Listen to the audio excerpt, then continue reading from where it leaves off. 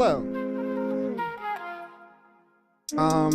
Yeah, you'll probably just see this now, but I am here. I am just... God. One day, I will figure out how to live stream. Oh, okay. One worked and not the other. Neat. Everything's...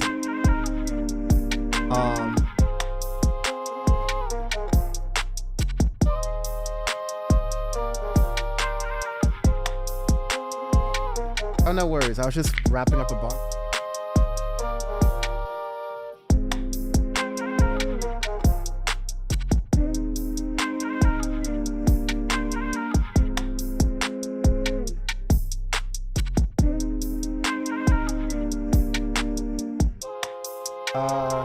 It chills me out, honestly. Like, honestly...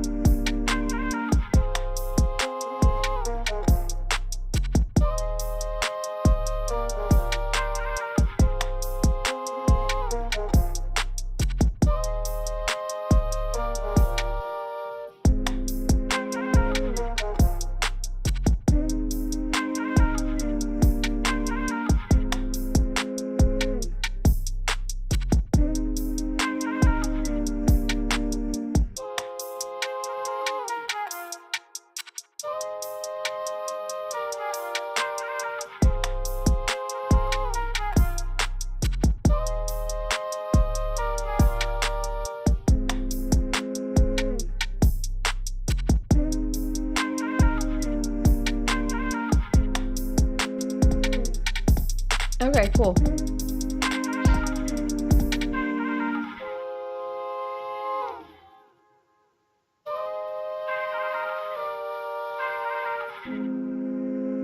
Yep, ready when you are.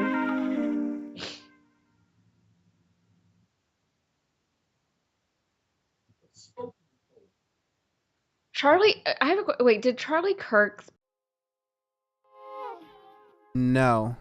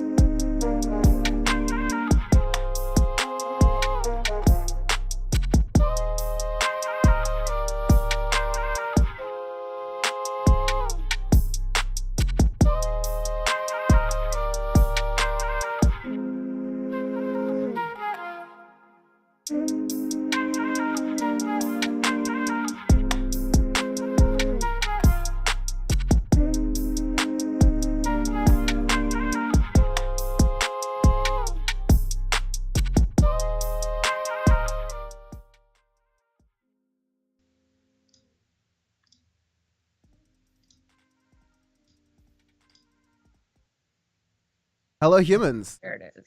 Welcome to episode 56 of your Power Report. I'm Dan from the internet. Joining me is Yasmin Khan. And it is nice to be with y'all. We have a really packed show. To kind of like round out the week, kind of end things to get things going. Uh, I'm not sure what my maybe I go with, um,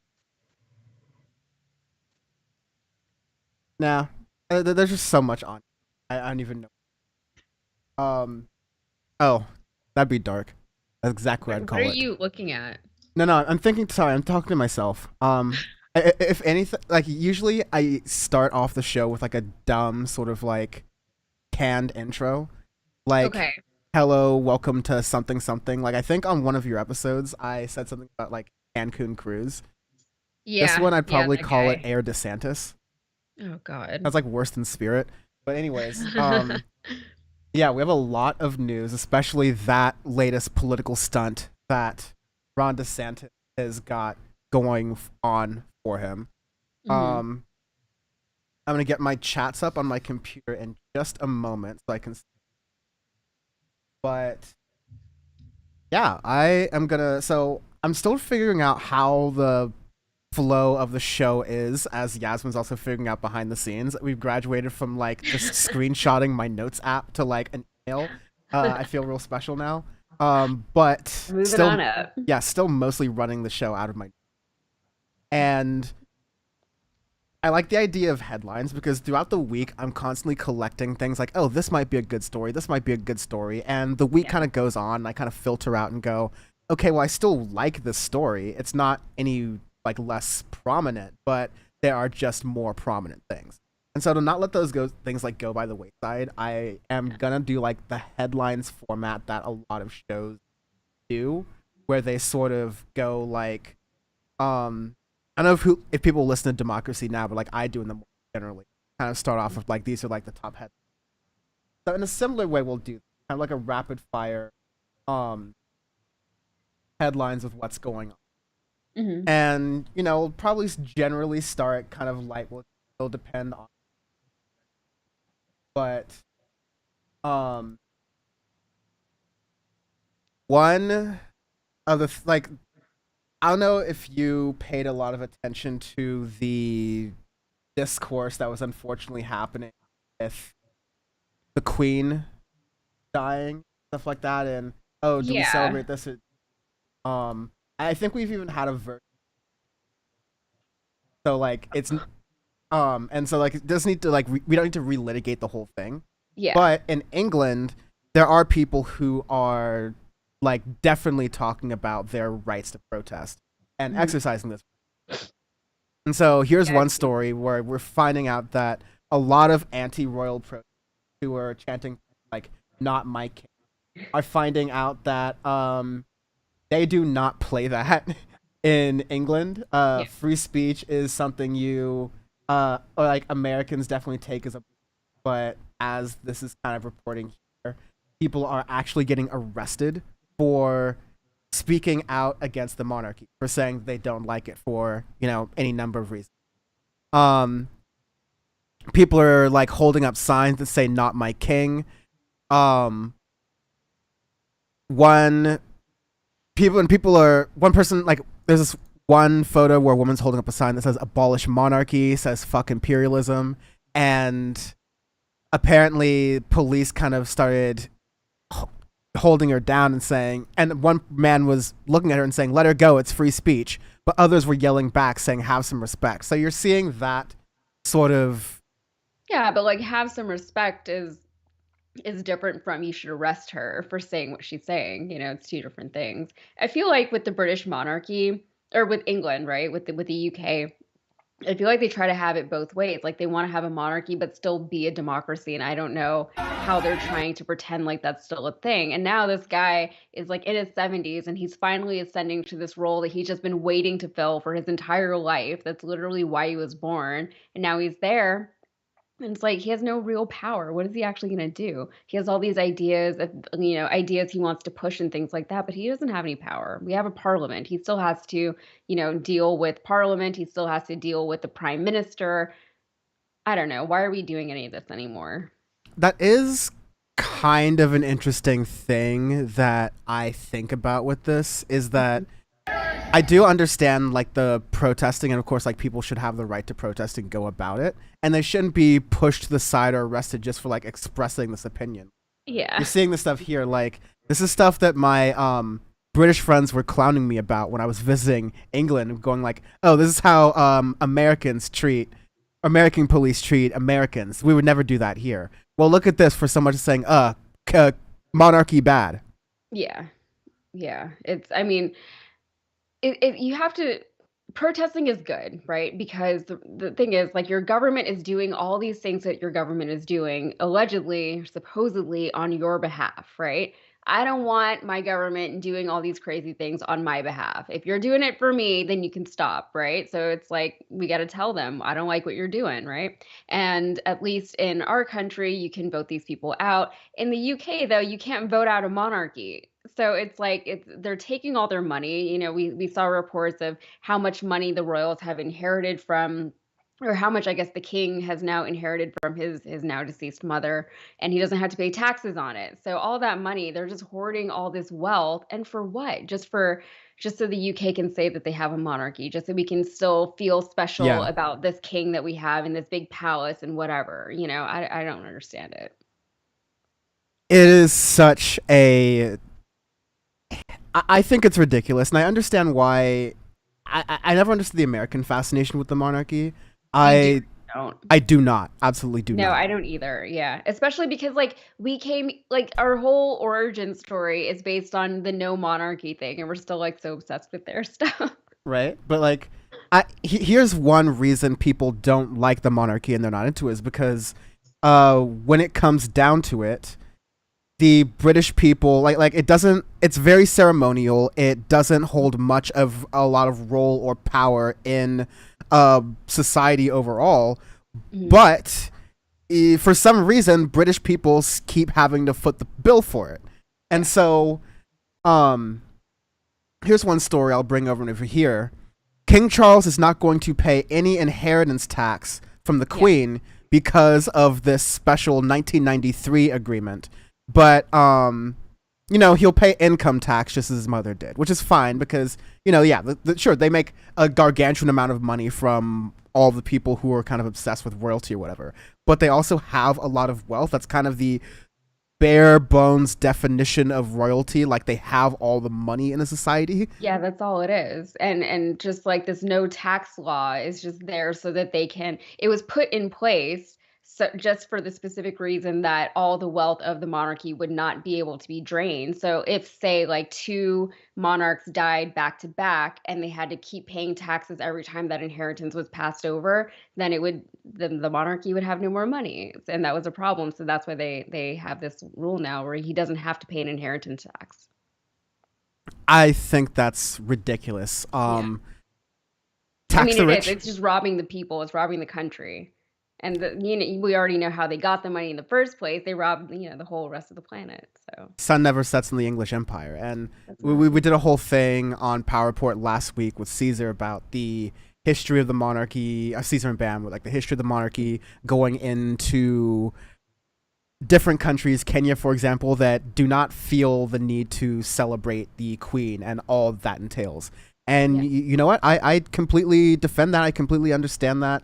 I stand by their right to fight to not deal with that bullshit. Yeah, Um, to just not give a shit too, and it's true. So many people take that monarchy personally, and I'm one of them. I always say that I'm a product of the British Empire, right? I'm Indian. I don't know where in India my family is from though, right? We're Indian. We're also Muslim, so like maybe somewhere in Pakistan. I don't know where my ancestors were from because we have no records of that, right? And then my family was born in a British colony in South America. And we have this weirdo culture that's kind of, straddles a lot of, we're very intersectional, our culture. and we always speak English now. So it's like we're Indian light, you know? So like we eat curry, but it's different. We wear langas and shalwars, but it's not really like as big of a part of our culture as it really should have been at this point. And now we're Americans, so, whatever. Um, Also, I'm paying attention to chat as well. Let me know if my voice is still like fading in and out. I played with some settings, so I'm looking at the levels. It hopefully should be better.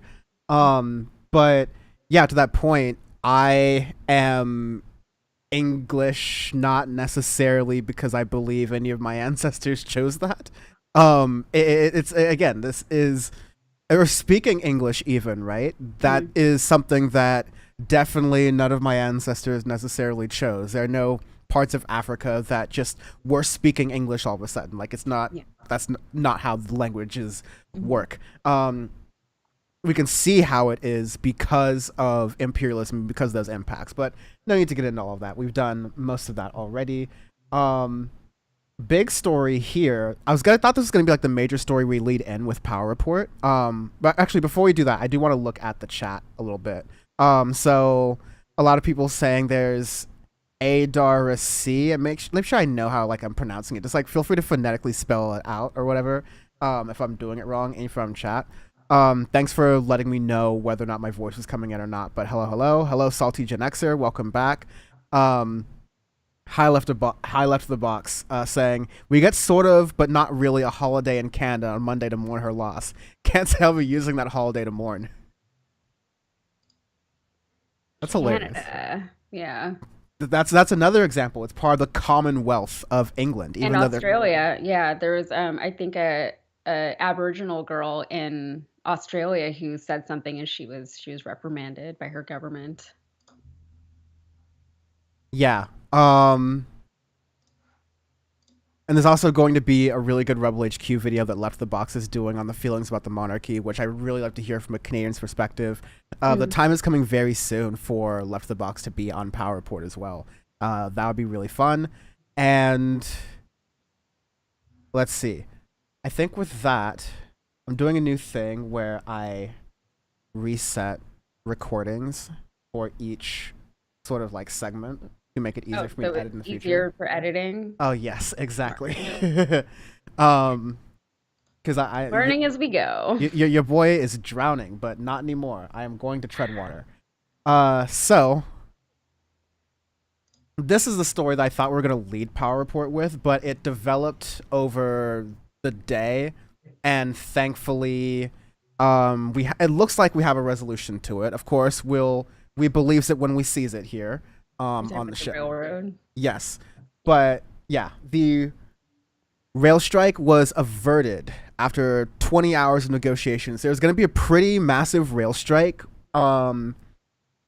that was going to cover a lot of railway workers, tens of thousands of railway workers, but they were going to just walk off the job due to inadequate pay, not having the right number of hours off. But thankfully, a deal was reached, and between rail companies and union officials, Joe Biden and Bernie Sanders were getting involved at a certain point.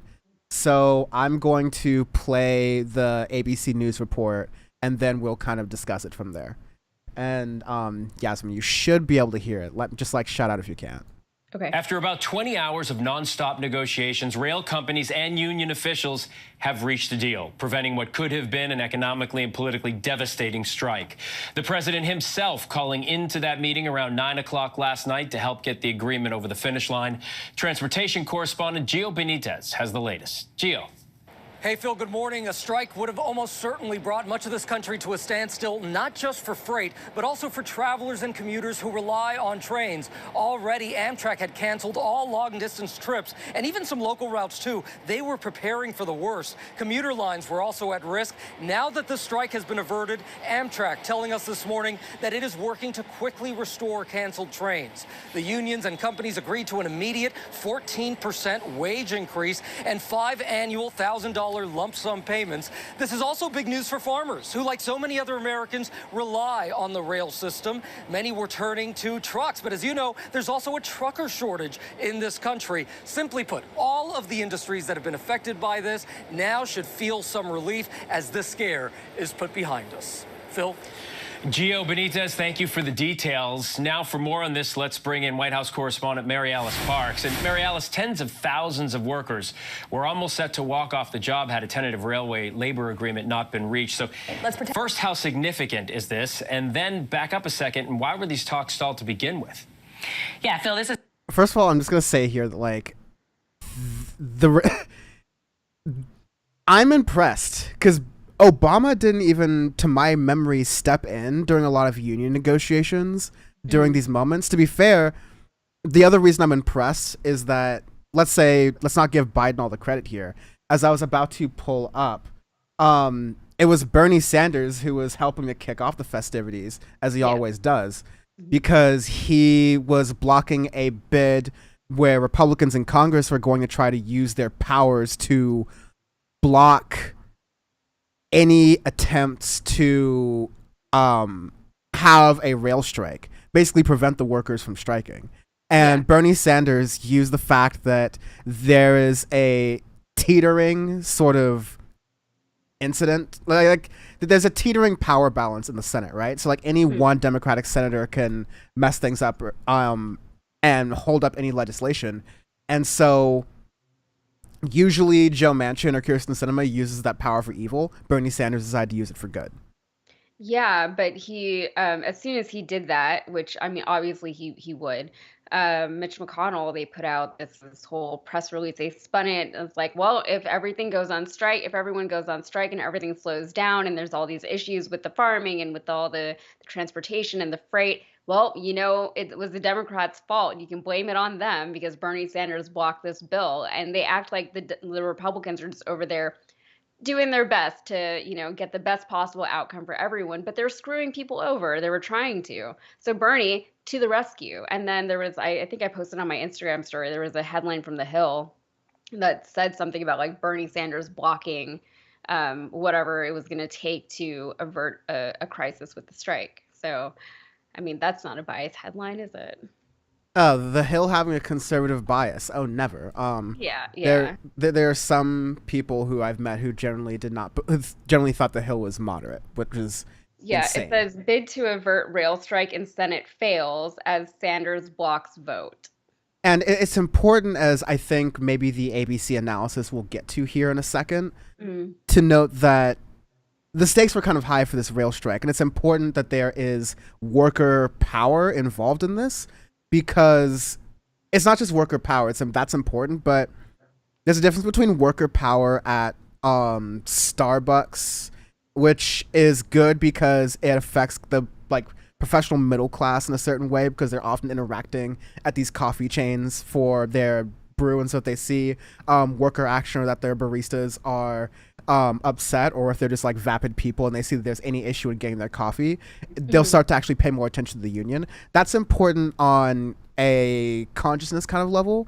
But when you get towards like Mario Savio, like putting yourself on the gears of the machine kind of talk and discourse, right, where you're actually preventing capital from getting what it wants, its profit, by stopping the trains from working on time, quite literally, that is a whole different kind of worker power. That's the kind of worker power you're seeing in Europe a lot right now, where planes and flights and a bunch of other things are understaffed because workers are demanding more. And you're seeing that more in America as well, but it has to hit infrastructure, it has to hit jobs and things like that, because that's how it's going to start to be really tangible for people. That's how you're going to get a lot more class consciousness, because it's going to become an economic issue. And Joe Biden, well, I just knocked over one of my business card things, getting all animated. But Joe Biden is going to be really cautious about inflation numbers as the midterm elections come along, and the Democrats need to eke out any sort of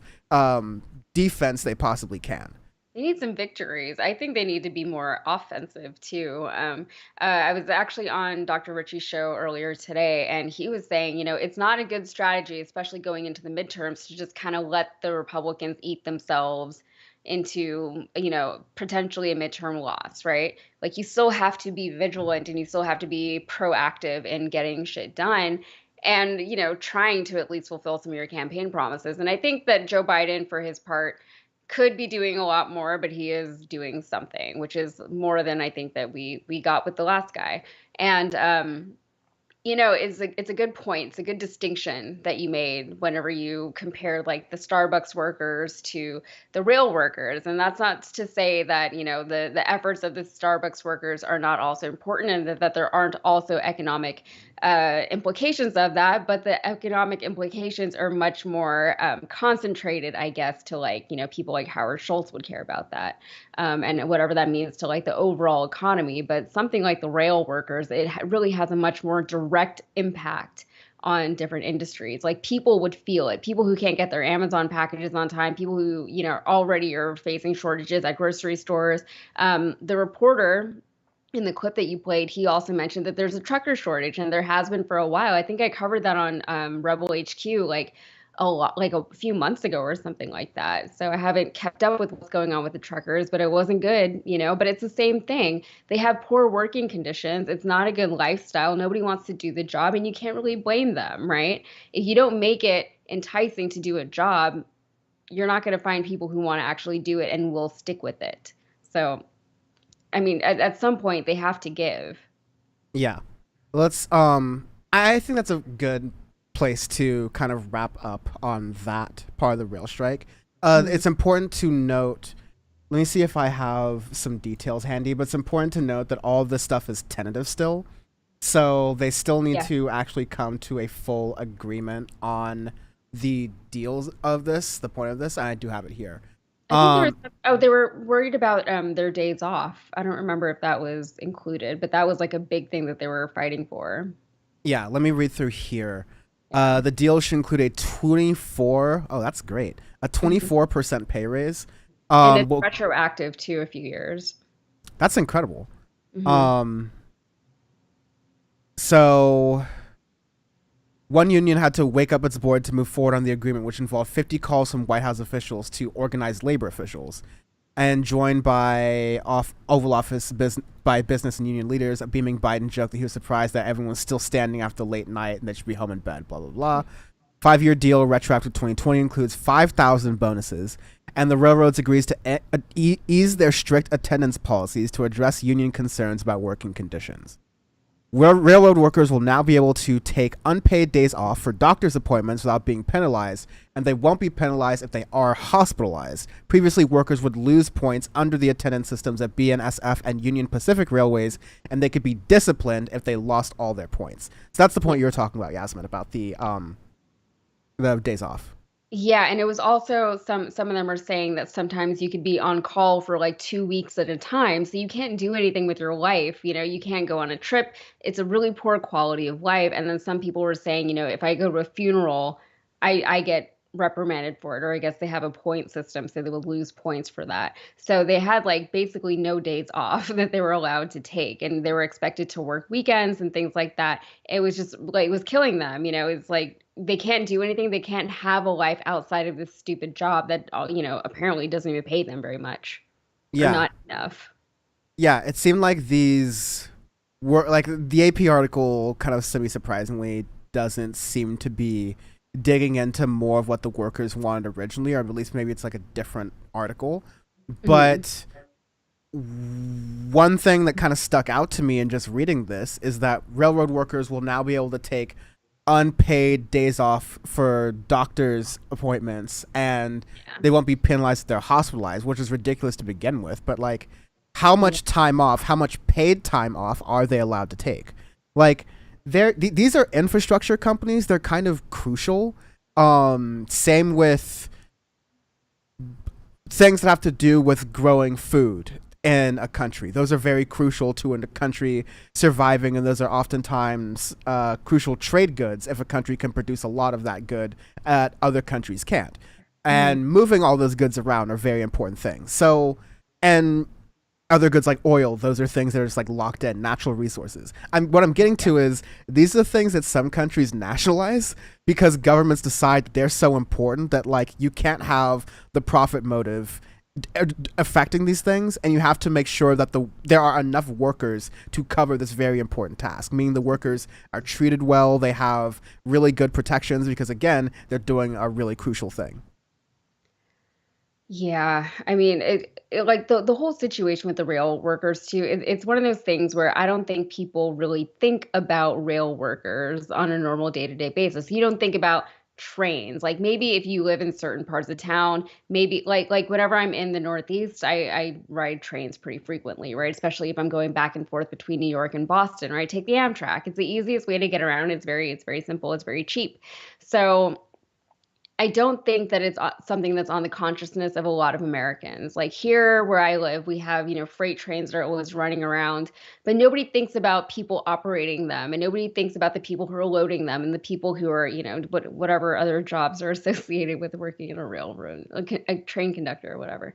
Um, but it is a thing that affects all of our lives very, very much in a very direct way, and we just don't think about it. And then whenever something like this comes up, we're like, oh, those are people who are running this whole operation and they are being mistreated and they're doing it just so I can get my stuff in the grocery store. So, it is good that these things are publicized and that we hear about them, that we know about them, because then, maybe we can just stand in solidarity with these people who, frankly, we haven't really given a whole lot of support to in the past.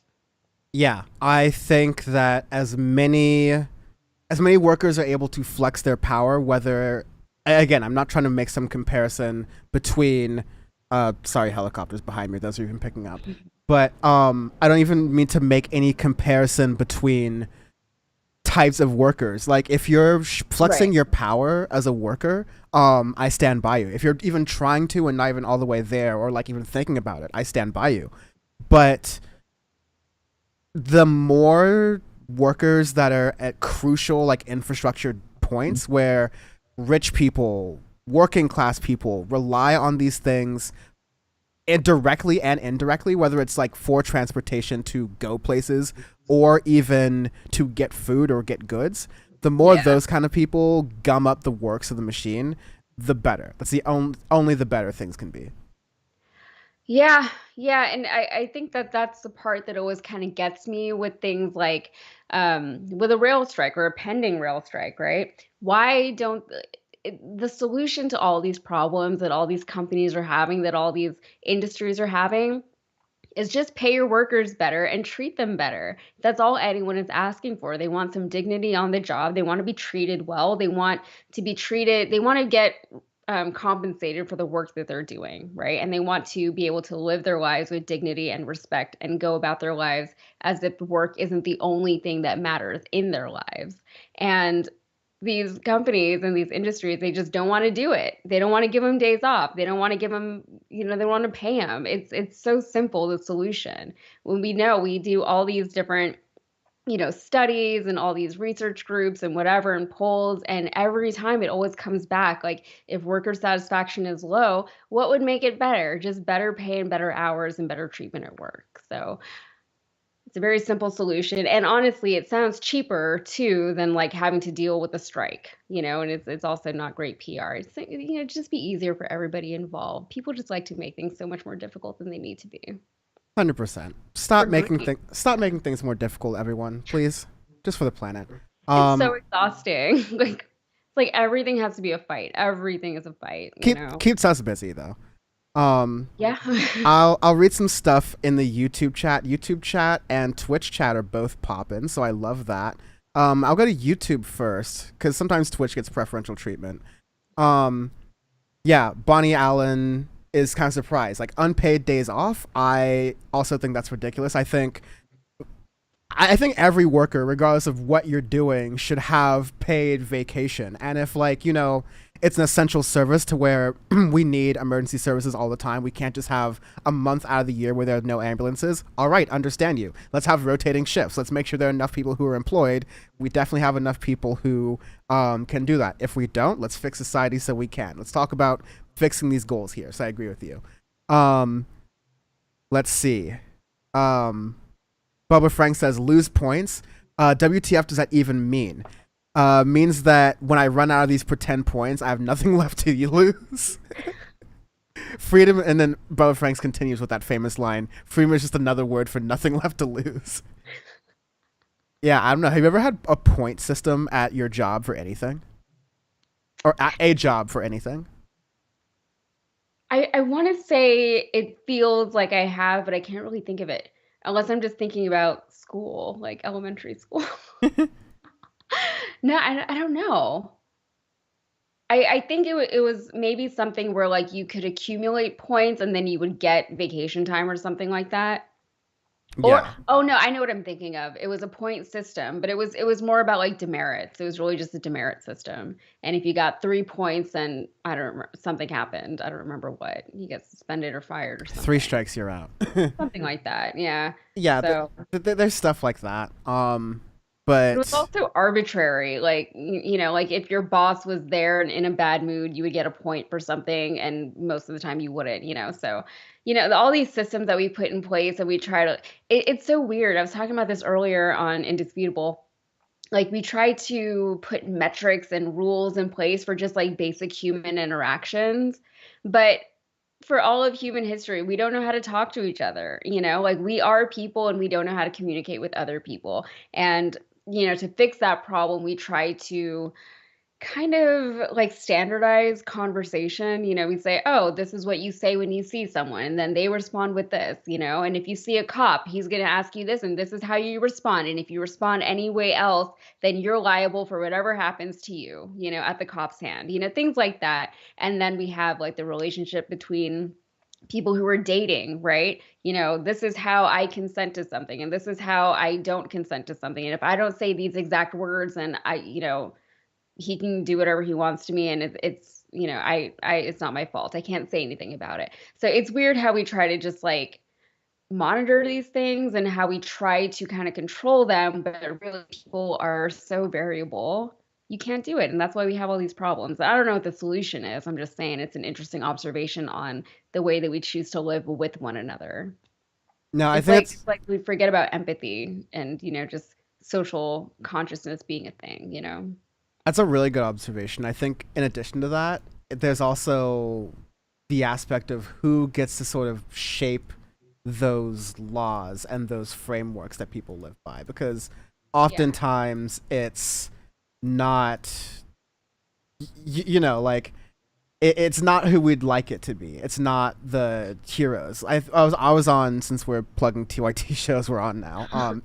Like not as a bad thing, just like sort of happened. But like I was Yeah. on Watch List today with JR, who shows a lot of love for the show. So shout out to him. And if you watch JR Jackson's Watch List, shout something out in the chat. But we were talking about how laws are created by laws are largely created to serve white men, because laws are the foundation of the country, and a lot of laws just don't get changed. I think this is in the context of an Iowa law. That woman who killed her serial sexual abuser in Iowa and Oh my had to God. pay like $100,000 or something to the To the family. $150,000 to the family in restitution. Yeah. That was Yeah. the lighter sentence in comparison to jail time. So that's some like old ass law that obviously protects rapists. That even in Iowa, like, and also Iowa's not even that like backwards of a state, so I'm not gonna even like throw Iowa under the bus. But that's not something that would have been passed in the 21st century. I can't even see that being passed in the latter half of the 20th century, although I don't know off the top of my head. Yeah, but they're not going to change it either. So it's like, it might not have been passed today, but it's still there and it hasn't been taken off the books. And it's like, why? All these things just take so long, and it's such a process, and it's such a big to do something like that, even though it's obviously wrong for this girl to have to pay her rapist family. That's insane. My God, like she's already been through enough. Like, and it's the physical act of what happened to her, but then also the emotional drama and the not drama, the trauma that she's going to have to deal with. You don't get over something like that very quickly. You have to live with that your whole life. She's going to have to live with it very, very deeply, very strongly for a while going forward. And now she has to pay these people money that I'm sure she probably doesn't have. Who just has 150K laying around that they can just like give away to some rapist family? I don't know. Yeah, But thankfully, there was like a GoFundMe or something set up for her, and yeah. so I was able to. Sorry, we were able to find out that I think double the money was necessary to pay the rapist's family was raised, and so I guess she'll be able to use the rest for legal expenses, putting her life back together. I mean, honestly, I hope to just be able to like travel a little bit, get some alone those time. stories Like, are yeah, always so like I'm so glad that people gave her the money for it, but like we shouldn't have to do that, you know? We should not have to do that for people. But I'm glad that we do. I'm glad that people are still there for other people and that we still have some kind of humanity left within us. yeah. Um, I'll also want to shout out someone in on Twitch, the Letter Hack, who is in the Twitch chat, who's doing this like garbage pail left like design series because he does all these really cool art pieces. And Yeah, he I did, saw them. Yeah, they're yeah, cool. he did this one of me as as Spider Dan, a literal Dan from the web, From and the web, cool. I love this because he, as semi inside baseball, hopefully, letter hack John, you don't mind me telling this. He DM'd me before drawing this because he was like, "Hey, I'm doing like all these different characters. They're like very cartoony. It's out there for me. Would you be offended if I drew you as a spider?" And I think that's a fair question to ask of anyone. Yeah. There could be a lot of connotations of that. I'm pretty like a good sport, and I'm kind of game for like whatever. And again, I'm I just like like, how he did your hair. yeah, I love that. And you even have like the little tips in it. Yeah. That's like amazing.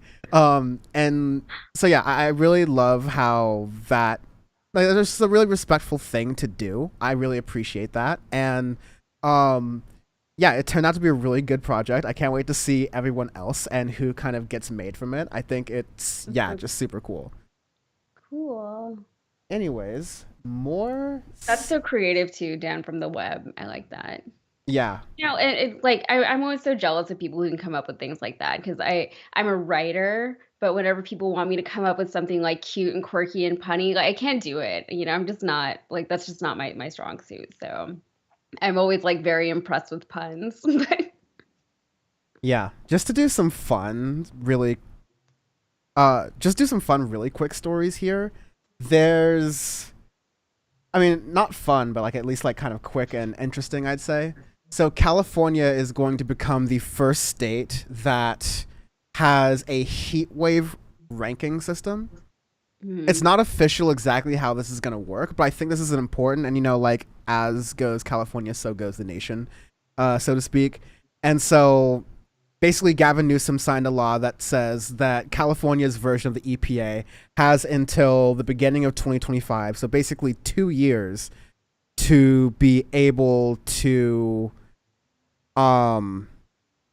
come up with this system. So it could be colors, it could be numbers. Well, if you were designing the system, Yasmin, for like heat waves, severity, what would you use? And feel free to be creative. oh well, I was just gonna say colors, but yeah. I mean, I I would don't use know. sun emoji. So like, you know, like Fire emojis, like.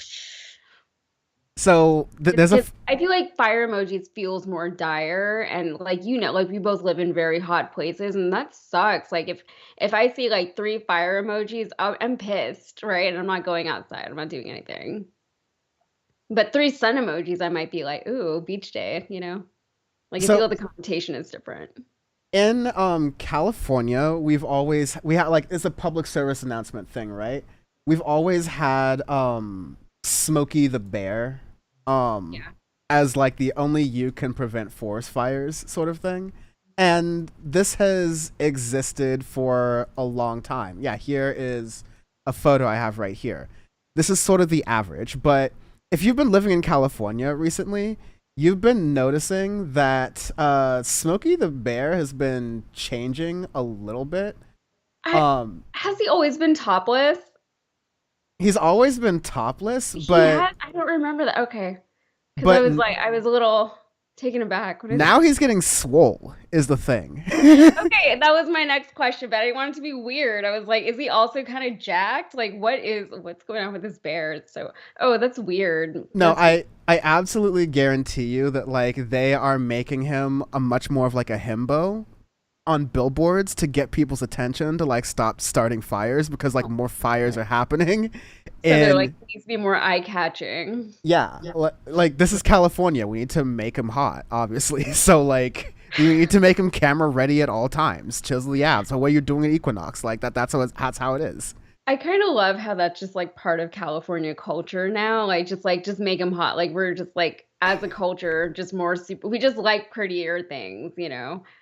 Oh, it's We've so entirely hot. given up. But just like I just in the words of Kendrick Lamar's noted LA native, make it look sexy. But Yep.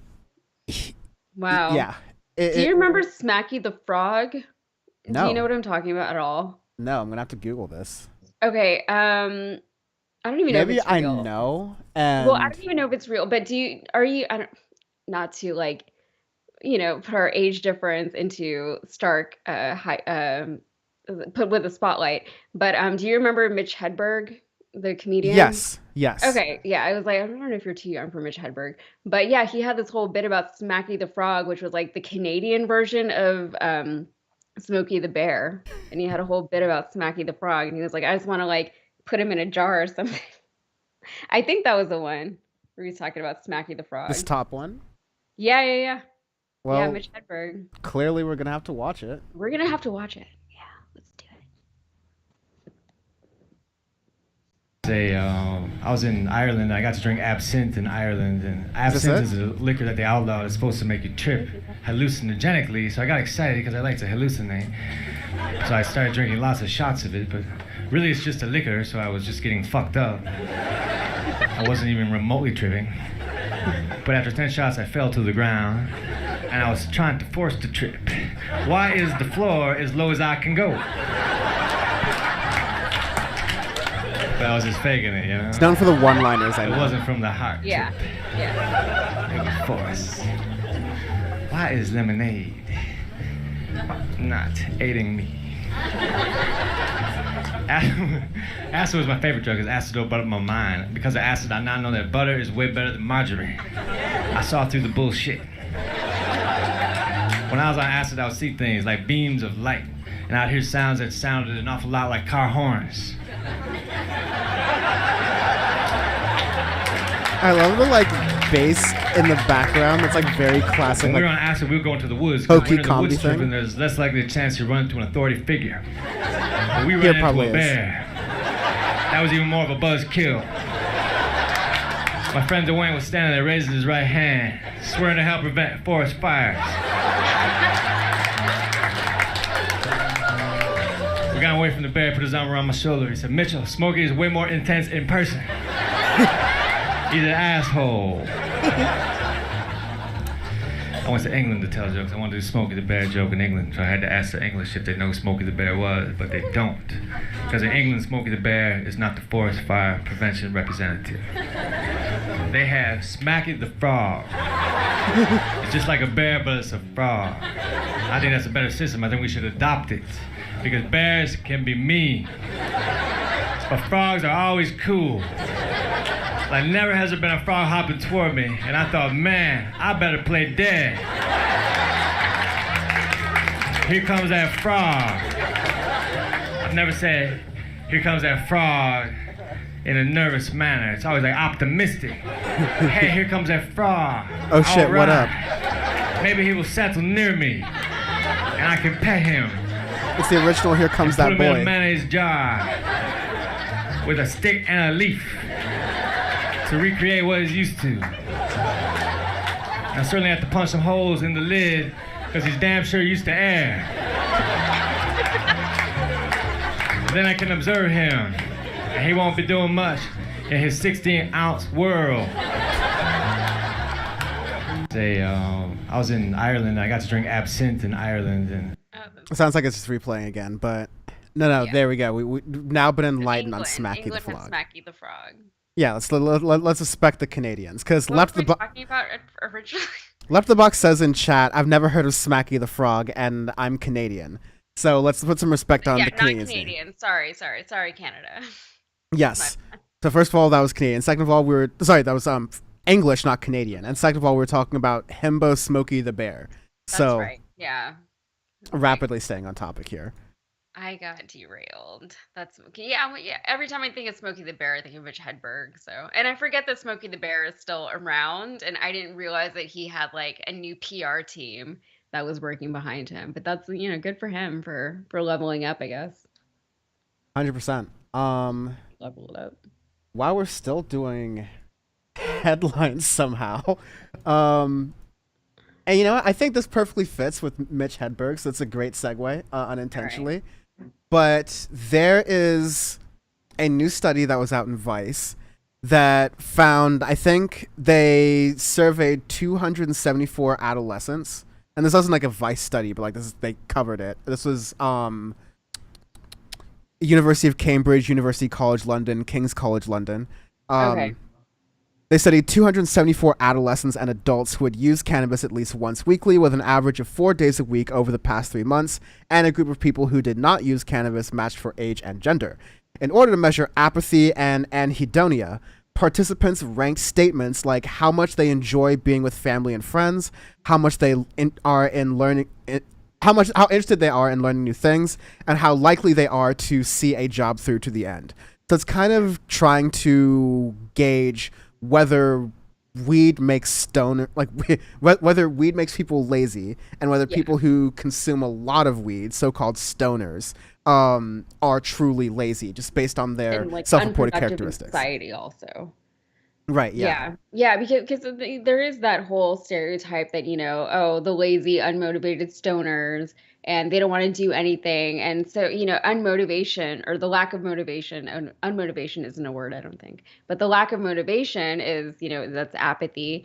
And that's a sign of depression. And I don't think the people who smoke regularly are necessarily depressed, right? That's not like a thing that we doesn't make you sad necessarily. Necessarily. So so a lot of the people in the comments I saw, so the people who took the survey, they were sober when they took it, and it was just like a self-assessment. So it's not like, as far as from what I saw, I don't know like how much more scientific you can get with something like that, because I'm not a scientist, but it was more like a polling situation. So some people in the comment section, when I first saw this, they were like, oh, it doesn't really matter. People can say that they're not, but they're blah, blah, blah, blah, blah. But the thing is, so many people smoke weed regularly, and these people have jobs, and they have good jobs. One guy in the comments, he was saying that, my stoner friends, they have jobs, but they're just not very good ones. And it's like, according to who? Are they happy? Are they making a living for themselves? Are they doing okay? Or is it just not a good job because you don't like their job? It's very strange, because at the end of the day, they're still being a productive member of society, and that's kind of the stereotype that this study is trying to disprove, that stoners are lazy and they don't contribute to society. And we all know that that is simply not true. And that's just like some, Nixon era propaganda or something like that. It's 100% not true. Exhibit A, me. I'm running the show. Right. And you on your own can like disprove that whole thing. Yeah. Exhibit B, Jesus Raphael, who says, I get baked because I'm a workaholic in YouTube chat right now. 100% agreed. Yeah, absolutely. Like whenever you're done working, you don't want to think about anything else. Do what you got to do. It doesn't matter. Like as long as you can kind of just get your own stuff done, you still have to be a responsible adult, So you know what your own limits are. It's just like drinking. People are alcoholics and they're not working. Or they're not necessarily contributing to society in a meaningful way. So you got to know your limits with anything. If you eat too much sugar, that's bad for you. That's probably worse for you if you eat too much sugar. Yeah. So getting into some of the results, researchers found that people who used cannabis did not report greater apathy or anhedonia compared to people who did not use cannabis. In fact, the people who used cannabis scored slightly lower on anhedonia than those who did not, suggesting that the former are better able to enjoy themselves in the mentioned activities than the latter. According to the authors of the study, this may be because people who tend to seek out pleasure are also more likely to use cannabis, but the authors also warned the difference they found was small and should be interpreted with caution. So it's not to say that like people with weed have more fun, but there might be like a correlation does not necessarily equal causation here kind of deal. Yeah, I always thought that was like a weird thing too, that somehow people who smoke weed are supposed to just like be sadder more. Like, I don't know, because I feel like it can really go a lot of different ways. Like, Exactly.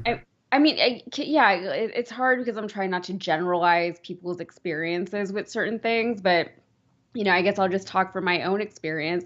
It makes me more creative and it makes me like I have a lot of notes in my phone of things that I thought of when I was high, and they're very interesting to look back on. And it's only been demonized within the last several decades, right? Before everybody was doing it. So if you look back at like all these musicians that we love from the 60s and before, and even writers from like the 1700s, all the founding fathers, they're all smoking it. All these things were done with people smoking weed just throughout all of human history up until several decades ago. So the world can and does go on. It's fine. People can have their vices and also still get done the shit that they need to get done. That's it. We're all adults. Exactly. Um, and I think this should overall go towards fighting the stigma around cannabis usage, that you don't need to put people in prison, or as like Ron DeSantis is talking about, just like continue to ban it outright in Florida. You don't need to continually criminalize it. You should at bare minimum decriminalize it, and you should, in theory, if Democrats had any sort of like gall and willingness to get better politically and expand their voter base, they would make a actual path, not like a bullshit thing that California did, but an actual path to where people who were most harmed by the war on drugs, who were incarcerated for having small amounts of cannabis or selling cannabis, can now get a path towards getting their life back together in a legal cannabis market that is taxed in a way that benefits society, but not in a way that allows the illegal market to just thrive around it. Yeah, there's so many reasons. Like, I think I just did a recent video on this too for Rebel HQ about cannabis, and it's hard whenever I do videos like that because I feel like I take it personally and I get very soapboxy, and but that's the thing, is that's the experience with so many people. It's literally a plant, and I think just the idea of making a plant illegal, like in my backyard right now, I have two hemp plants and they just grow naturally. They're technically weeds, but I like them, so I keep them. But they're just huge and they grow so fast. It's ridiculous. Like, do you know how long it takes for trees to grow? But these hemp plants are just in my backyard and they're thriving, and we do nothing with them. Like we didn't plant them. They just showed up and they're huge now. Hemp is such a great product. It was one of the major cash crops in this country before we just decided to no longer use it because it was like kind of too close to weed, to cannabis. So it like there's so much stuff about it that doesn't make any sense. Like things that we do, things that we don't need to do, but we just insist on still living this way for no reason. It's very inefficient, and that bothers me. I don't like how inefficient all of everything that we do is. Left of the Box in chat, check out their YouTube channel, youtube.com/left of the box, by the way, says, I need to start smoking weed. There's 3 cannabis stores within walking distance to me. The weed in Canada, I almost said the weed in Canada, semi on purpose, semi on accident. Weed in Canada is really good, very underrated. At least it was in Vancouver, so don't sleep on that. I know you're not in Vancouver necessarily, but I would hope it's good there. That seems to be a solid climate for it. But yeah, I also, overall in this conversation, if cannabis is not for you, don't feel the need to like make it for you. Obviously, like Yeah. I know a lot of people who are sober or like sober but for cigarettes and cannabis, and whatever works for you in life in general is kind of my motto, and I think that should, as leftists, that is what we should live by. Yeah, yeah. I don't think it's ever been about forcing anything on people, but it's about just letting people have what they want, and it's not hurting anybody. That's the important thing. It's not hurting anybody, but it is hurting a lot of industries, right? Well, I mean, like hemp, and I don't want to give it more credit than it deserves, but it really could upend certain industries like the oil and gas industry. Maybe not upend it, like maybe that's a stretch, but we definitely could have a lot of products that would replace things that we typically get that are made out of plastics, right? And we could replace like polyester and synthetic fabrics and things like that. All these things are just filling up landfills everywhere, and we have nowhere for it to go. And it's just like all this fast fashion, all this like old Tupperware and like disposable whatever things that we told ourselves are disposable, and they're literally just not. But hemp products, could replace a lot of that. We could build homes with hemp. It could be used for to absorb like floodwaters and things like that. But we just said we're not allowed to use it anymore just because it's kind of too close to cannabis. And I don't know, like it just doesn't make any sense. But whatever. It absolutely doesn't make any sense. And it grows so fast. We could have it for paper and it wouldn't even be a thing, you know? You know, based on, I totally forget, you do know a lot about this stuff. I'm going to very soon invite one of my friends who is a streamer who talks a lot about cannabis, like on to a Power Report episode. Would you want to join on for that one? Yeah, sure. Yeah, like absolutely no pressure, but I think that would just be fun. It's funny because like I was like such an advocate for cannabis before I even tried it. Like I never tried it until maybe right before I was 30, like so just a few years ago. But before that, I was like advocating for it and like I knew so much about this stuff. And then I was like, I feel like I should at least try it so I know what I'm talking about. And here we are today. And you're in Texas. You're in Delta 8 land. So that's not even like, you know, the real. But it's okay. Yeah, it's a struggle. It's a struggle, but you know, I travel a lot, so it's fine. Yeah, it's okay. We come out to California. Also, first time chatter, KPink425. Good to see you. Welcome. Good to have you here. And yeah, you're the 65th follower. Awesome. We really grew this thing. It's amazing what happens when you just do a consistent thing and people come to it and really enjoy it. Yeah, that is kind of crazy. Cool. How are you doing at the hour 1 mark? I'm good. Yeah, I'm good. An hour? Yeah. I'm Nice. 2 hours, just so, for people who don't know, I'm in Texas, so I'm 2 hours behind Dan, so it's what, 9 Ahead. o'clock over here. Ahead. Yeah, it's 7 for Ahead, me. yeah. So I always appreciate when you are on for this. It definitely makes it more interesting. I think people like when we're on together. We do the show very well, so I really that's appreciate nice. that, and I really appreciate hearing that from the audience as well. This was the believe it or not, we're still in headlines technically, so I'm still figuring out how I do this. But I want to make like the last headline be the long story we expand on, as if the other 6 weren't. But we could probably spend about the same amount of time as we did before. But Yeah. this is one of those things where I was like, oh wow, this might be one of the biggest stories of the week. Hold on, let me hit the this was one of those things where I was like, wow, this might be one of the biggest stories of the week, and then a bunch of other stuff was happening. But American Corruption 101 is the fact that Joe Manchin was about to put forward this like side deal in the Senate, essentially, and based on what it had from Bloomberg government, it had the letterhead from API, or the American Petroleum Institute, basically implying that this was a document that Joe Manchin had gotten straight from oil lobbyists to try to use to torpedo the strongest parts of Joe Biden's climate legislation. And Bernie Sanders and a lot of other people caught Joe Manchin on this and called him out on it. This has to do with the Mountain Valley pipeline in West Virginia, and whether or not it's built and whether or not West Virginians want it.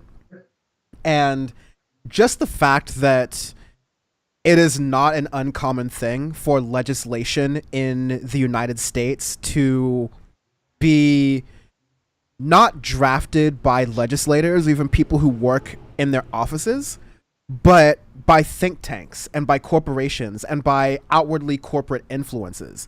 And our legislators like Joe Manchin don't even respect us enough to make it look like you didn't copy it. Like, you know, in 8th grade, if I were to hypothetically just copy my friend's work, I wouldn't photocopy it so my handwriting was the same and so my friend's name was in the top right hand corner. I would do the answers myself. I would change the work a little bit. Like, you know, there's methods to this. You'd make an effort, you know, you got to do something. Yeah, I almost want our politicians to respect us more if they're gonna lie to us like this. It is like disrespectful. It's embarrassing. It's mean, you know. But I mean, I feel really bad. I've said this before. I feel really bad for the people of West Virginia who thought that they were electing a Democrat and then they end up with Joe Manchin. You know, those people wanted a Democrat in office and they wanted Democratic representation. They didn't want a Joe Manchin. They didn't want this pipeline and they didn't want the guy who put it there, you know? So they elected a guy because they were duped. It wasn't their fault. They were tricked. The whole country was tricked, right? Everybody was tricked by this guy. And then he took the election and now he's doing all these things that these West Virginians don't want. It sucks. It sucks, but, you know, maybe it means that, you know, next time they'll get a better Democrat to replace him, but we'll see. Yeah, I want to read the details of this report. So, a side deal between Joe Manchin and Chuck Schumer focused on a permitting overhaul doesn't specifically cite the Mountain Valley Pipeline, which appears to conflict with a draft one-page summary deal released this week, which pointed to federal approval of the long-delayed 303-mile natural gas pipeline. Democratic leaders struck the deal in exchange for Manchin's crucial vote on the Inflation Reduction Package, which Joe Manchin got to name, which, on the one hand, I think that's smart politics. On the other hand, it's only smart politics if you pass the bill, you market it as the Inflation Reduction Act, and inflation actually gets reduced. I think that's a dicey thing as an economist to say you're going to do something in the economy in month 1 and have it be felt in 2 months after that. But yeah, if it works, great. If it doesn't, like it isn't right now, it just makes the Democrats look like morons. Makes them look out of touch. I mean, yeah, whenever you're messing with the economy and whenever you make promises based on the economy, it is always risky. And I always thought it was weird how the performance of the economy is such a factor in elections, right? Whenever we're considering the election, we say, oh, the economy was great under this president, and then it was not great under that president. Blah, blah, blah. There's so many factors that go into what makes the economy perform well or not well. And then on top of that, it's cyclical. It goes in waves and circles and whatever, you know? So it's going to be up sometimes, it's going to be down sometimes, and sometimes, a lot of times, most of the time, I'd say the president has very little to do with it, right? There are policies that can influence it, sure, but there's so many other global factors and environmental factors and things that are just, you know, unpredictable and out of people's controls, like a global pandemic, for example, that can influence the economy. So it never made sense to me that this is something that we, you know, really harp on as far as presidents and elected officials go. But yeah, good. I mean, good for them if it works out, I guess. Yeah, ultimately this doesn't help with the climate, but I think we're just going to see a lot of these things over the next couple of years where we're weighing between energy needs that are very real and, you know, climate and political interests, which is unfair and it sucks, but it does suck because, you know, it's not real. You know, political interests are not like a real thing. It's just a made up thing that we just decide to live our lives based off of. You know, like American politics or even global politics, that's just human made shit, you know? It's just like our own failure again to communicate with one another and to understand one another. And something like the climate is very real. It has been before us and it will be after us in some form or other, you know? So it's stupid to me that something like American politics at this point in time specifically is going to potentially affect the entire planet in a really, really terrible way. I want to play a little bit of what Bernie Sanders said about this side deal here. This is via Democracy Now! Yeah. 2 billion cubic feet of frack gas across more than streams and wetland into Vermont. The Senate has a side deal. In the coming weeks and months, the Senate has a fundamental choice to make. We can listen to the fossil fuel industry and the politicians they pay, who are spending huge amounts of money on lobbying and campaign contributions to pass this dirty side deal. Or we can listen to the scientists and the environmental community who are telling us loudly and clearly to reject this side deal and eliminate the $15 billion in tax breaks and subsidies Congress is already providing to big oil and gas companies each and every year. Mr. President, while the legislative text of the side deal has not been made public, according to a one-page summary that was released last month, this bill would make it easier for the fossil fuel industry to receive permits to complete some of the dirtiest and most polluting oil and gas projects in America. Specifically, this deal would approve the $6.6 billion Mountain Valley Pipeline, a 303-mile frack gas pipeline spanning from West Virginia to Virginia and potentially on to North Carolina. We're talking about a pipeline that would generate emissions equivalent to 37 coal plants or over 27 million cars each and every year.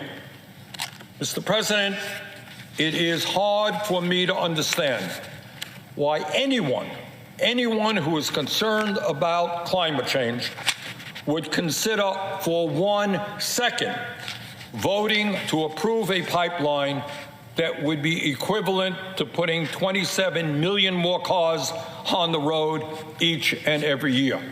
Senator Sanders spoke on the same day as protesters rallied in Washington, D.C. against the Mountain Valley Pipeline. We're joined now by two guests who took... So, yeah, I think, once again, by Bernie, that was a really good point there. Kind of just breaking down what the law's doing. Oh, yeah. Well, whenever I see Bernie just up there on a podium addressing Congress or the president or whoever, I always feel bad. Like, I wish Bernie didn't have to work so hard anymore. You know, like, I wish he could take a break. And I wish that there was someone who could help him. I wish that there was more of a bench for him. You know, I know we have a lot of more progressives, at least in the House. I wish that there was somebody like him in the Senate who was like remotely comparable. I guess there's Liz Warren and like there's a few others, but it's also I feel like he works so hard for so many people, and thank God he does, because he really is the only one who can actually get a lot of these things through. He's the one who stopped or he's the one who blocked the thing for the rail workers, you know? And he's the one who, like, there's so many things that he did specifically. And without Bernie Sanders being there and doing what Bernie Sanders did, things just wouldn't have happened for a lot of people. Like during the pandemic, whenever they were giving away stimulus checks, Bernie was the one who said, make sure you include gig workers in, you know, whenever you're considering who gets a stimulus check, because they're not really registered anywhere else. They don't have regular employment, but they're people. There's a lot of them out there too. And that's me, you know, and it's probably, I think, you know, well, that's me at least. So I wouldn't have gotten anything if it wasn't for Bernie Sanders, right? And there's so many things that he does that I wish he just didn't have to do, but he does. So I think this is just like a Bernie appreciation moment, and wishing I could do more for you, Bernie. That's what it is, you know? I think the way at this point we do more for Bernie is like by running for office, which is like I don't think what neither of us signed up for. I don't want to do that. Yeah, so like anything else. And that's really what I think what you were that's really what I think what you were getting to, is that Bernie doesn't have much of a bench, and it's not for lack of trying. Like, I want someone else to run, not me, is what I'm saying. There's Justice Democrats, but the Republicans have done a phenomenal job at making the political situation hostile so that none of the Justice Democrats really want, like, AOC is just a, like, sexual object for major parts of the Republican Party and the Republican electorate. Ilhan Omar constantly gets threats and is vilified largely wrongfully for being an anti-Semite. Not true at all. People like Cori Bush, Jamal Bowman, extra racialized stuff comes to them. They've played different times the racial harassment that they've gotten on behalf of people who are in the Republican Party who don't even do the tepid thing John McCain used to do, where they say, no, John Mann, Barack Obama, he's a good man, don't worry about it, he's not an Arab, which was already a coded terrible phrase to begin with. But you don't even have Republicans who will go like, hey, listen, let's chill out the rhetoric. These are people who want to work with politically we just disagree with. No, we have like this is an existential threat, an existential crisis, and if we don't kill them all, they are going to kill us first, is borderline what they're saying, and sometimes exactly what they're saying. Yeah, and well, I just did a story today for Rebel HQ, and I was talking about this guy, a Republican in Utah. He's a Mormon and he's a Republican prosecutor, and he's up for whatever reelection, whatever the race was. And I think a lot of people didn't like him because he was a more progressive Republican, right? So he was a prosecutor, but people said that he was a more liberal prosecutor, meaning that he wasn't as tough on crime as I guess they wanted him to be, right? So what they did, and this is coming out of presumably the Republican Party, the QAnon kind of crowd, they said they told people that him and his wife were murdering and cannibalizing children, who were just murdering and eating children as part of some kind of satanic worship. And the guy ended up losing his race. And then he said, I'm not even going to run again going forward because it's not worth it. So they really are just bullying people out of even the opportunity to serve their communities.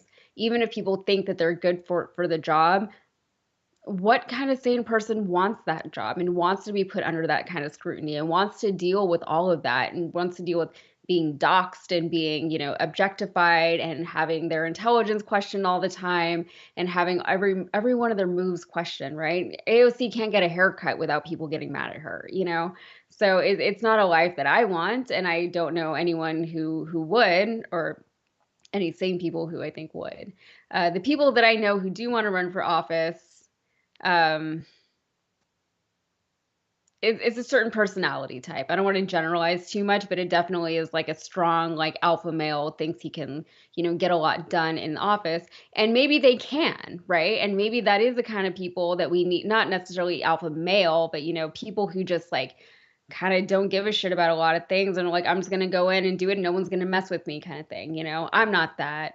And they also have to have some kind of level of composure to make it through this whole process. And I don't think I have that either. So yeah, that might be a good conversation for the future, is who we'd want in 2024. I mean, like, we'll probably have that during our big midterm special that I just signed us up for all doing on election night, midterm election night in 2022, should you be free. But yeah,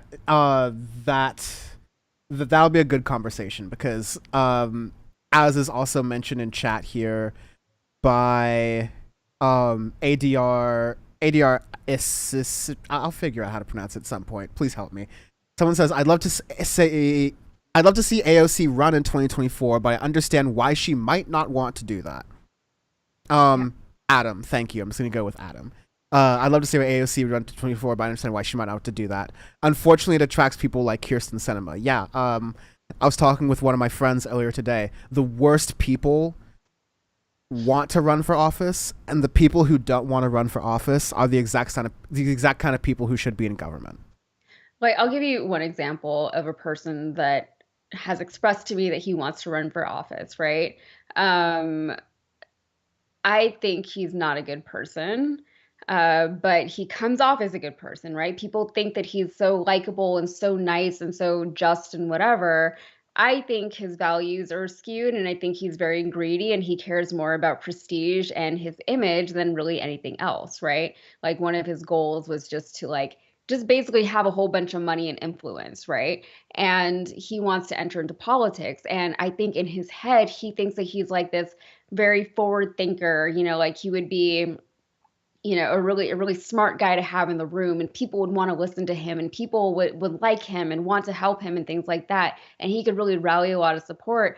Fine. But at the end of the day, he's just another greedy dude. He's just another guy who wants more for himself. He's not getting into it because he wants to help the community, regardless of what he says and regardless of what he tells people and regardless of even what he conveys, right? But this is a person that I know, and it's like, everything you do is for your own image, right? those are the kind of people generally, again, generally speaking, that want to run for office, even, I mean, excluding the people who would consider it just based on merit, right? So let's say that I wanted to give back to my community. I would find a million other ways to do so before I even considered running for office, right? So I'm just saying that's kind of the difference in a lot of things.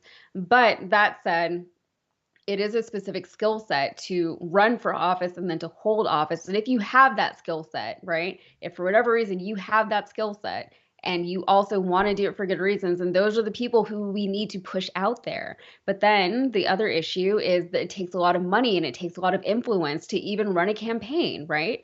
So you still have to build up this name for yourself. You still have to get all kinds of support and backing from people before you can even put your foot in the race.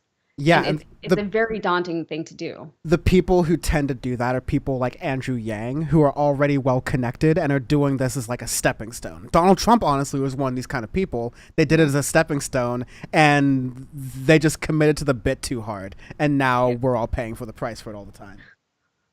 Yeah, it is interesting. And whenever you do get those good people who run for office and take all that heat, you really do have to kind of protect them and just be grateful for them. And I think we can consider people like AOC in that. I think Beto O'Rourke, whatever reason he's doing what he does, like he must be some kind of like, what is it, a sadist or a masochist? I never remember. But like, Both. yeah, yeah. I mean, because it hurts every time he runs and loses. It hurts, right? Because it is a very hopeful thing, and you want to be hopeful, you want to be optimistic. But right now, it's just like I don't know, But at the same time, if he doesn't win, it's not necessarily his fault. It's not necessarily because he ran a bad race. It's because Texas politics is so red and so entrenched in red, right? Like even if somebody like Beto somehow wins the governorship away from Greg Abbott in 2022, even if he does win, I don't know how much he's going to actually be able to get done because the rest of our government is so red and they would block anything that he even tries to do. So we'll see, but it would still be a very, very helpful stepping stone though on the right path. So I'm not saying I don't want him to win, and I don't think that there would be any benefit to him winning. I do think there would be an immense benefit to having him there and not having Greg Abbott there, because at the very least we wouldn't have to deal with Greg Abbott anymore. And he is terrible. He's absolutely terrible. Everything he does is in the disinterest of the Texan people. Like he just recently tried to get, I know I'm getting off topic now, but he recently just tried to get Joe Biden to undo his student loan forgiveness for Texan students. Like, what is with this guy? Like, just let us have it, man. He also didn't let us have certain stimulus checks or something like that. There was some kind of COVID related relief that he just said I think it was like unemployment or something like that. And he just opted out for the whole state. So he just says, no, Texans can't have that because it came from the Biden administration, I guess. I don't know. Republicans do stuff like that all the time. It's pretty maddening. He could have just done nothing, but instead he's like, no, I'm gonna step in and say no. But you could have just done nothing and said nothing. But. Yeah. It costs $0 to just do nothing. Do nothing and let people have help. Just like it costs $0 to not decide to bus migrants and essentially, as I'm leading with the title here, commit human trafficking for your political points. Kidnapping. Yeah, like you're just kidnapping people. Like you're talking about Ron DeSantis, right? Yes. You're just moving people and you're lying to them. They don't speak English. They don't know what's going on. And thank God the people well, I'll let you introduce the story, I guess. Yeah. 1 second. I'm going to run and get some water too. Go for it. While you're doing that, I'm going to jump into chat here and look at this. Look at this lovely little soft background I have. I'm definitely really happy with how this is coming together. And hope you like it as well. So, let me catch up with chat here. And yeah, Letterhack agree. I'll save that for when Yasmin comes back. It's cold now. I'm gonna officially turn off my air conditioner and just go with the fan. Let's see. Left of the box. We talked about this, and I will never remember this, not out of like, me being mean, but we talked about this just because like so many things. But when you come on, remind me that I want to talk about your running for office again, because I think we did that the first time you came on Power Report, but it's worth like bringing up again, and maybe we didn't, but it's worth bringing up again to kind of show like the barriers of entry for a lot of politics in Canada, but just in general, because I think that the left is pretty it's tough, going to be tough electorally for the left for the next foreseeable future, I think. But I think it's really helpful to understand that internationally, so we can start to build solidarity, build bridges, kind of the original stuff PowerPoint's all about. YouTube chats. I'm back. Awesome. I'm gonna BRB really fast just to grab a drink, and I mean, like, I'll still be here, but I'm going to make. I'll make you full screen. I'm gonna be like reading the chats. I'm just gonna be like turning my. I'm gonna close my window, which is a process of my AC. But I can't see the chats. Should I be able to see them? If you open the thing up on Twitch or YouTube and just like mute it, then you'll be able to see them. I have both on, and yeah, they're also on the side on the screen. But yeah, I can like kind of see them on the side of the screen here, but yeah, it's like very, very small. Yeah, it's very hard to do it on the like for us as hosts who are doing it live, which is why I literally have another computer, which is just like playing a little version of us where I have the chats on the side. So that's why I'm a maniac. Anyways. Oh, I see now. Yeah. So, especially if you can go to YouTube, because I was about to go to the YouTube chats. So, like, just YouTube.com. I'm on YouTube right now. Yes, youtube.com/Dan from the internet. Yes. Pretty much anything after the last time I well, like, there was some conversation because they were talking about Texas. Like, OzJ said, "Are we live? Mic check 1 2." Yes, we're live. We've been live, and thank you for joining us. And yeah, Bubba Franks. I'm trying to understand. They says, I have an axe I can loan you, but I'm one of the more radical among us, which I like. And he says, actually, if you're in Texas, I want to meet and greet with Texas Paul. I am absolutely not joking about meeting with Texas Paul. I don't know who Texas Paul is. Oh, is Texas Paul that guy? I think he like works for Midas Touch, if it's the guy that I'm thinking of. Yeah. Yeah, he's cool. Yeah, Texas Paul. Oh, I've never heard of him. That might be. Yeah, he does videos for Midas Touch, and he looks like your typical like Republican, I guess, and like not to stereotype, but when you look at him, you think that he's like a Texas Republican, but the things coming out of his mouth are very, very progressive, and so I think he really hits a certain demographic with some kind of stuff that they probably need to hear, and we need that in Texas because there was another woman that I just saw on TikTok, and she did a whole rundown of how a lot of the land and also the oil fields here in Texas are owned by all these foreign countries, specifically Saudi Arabia and also China, and how Texas is really just selling all these oil fields and land to them. And there's not a whole lot of regulation as far as preventing them from doing so. And I think back in the 90s, somebody did say, we should stop selling our land to all these foreign nations. And then the government says, well, there's no real reason not to. And in the meantime, we have our biggest oil field in the country is right here in Port Arthur, Texas, which is way east. It's East Texas, close to the border with Louisiana, right by Beaumont, which is where Spindletop blew up. So it's the biggest oil field in the country, and it's owned entirely by Saudi Arabia, by Saudi Aramco. And here in Houston, we're the energy capital of the world, and we have a whole energy corridor, and that's where all these big oil and gas companies operate out of. And Aramco is there, and they have very big operations. But the reason why I brought that up is because the woman on TikTok who was talking about this, she works in agriculture in Texas, in rural Texas. And she said that several generations of her family born and raised in Texas.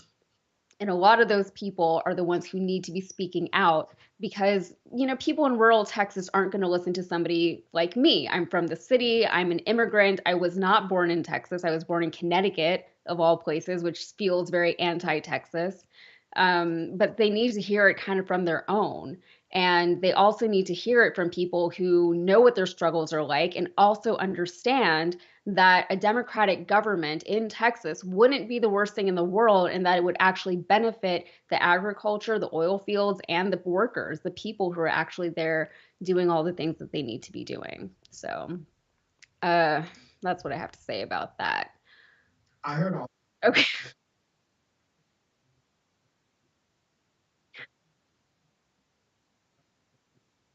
Mhm.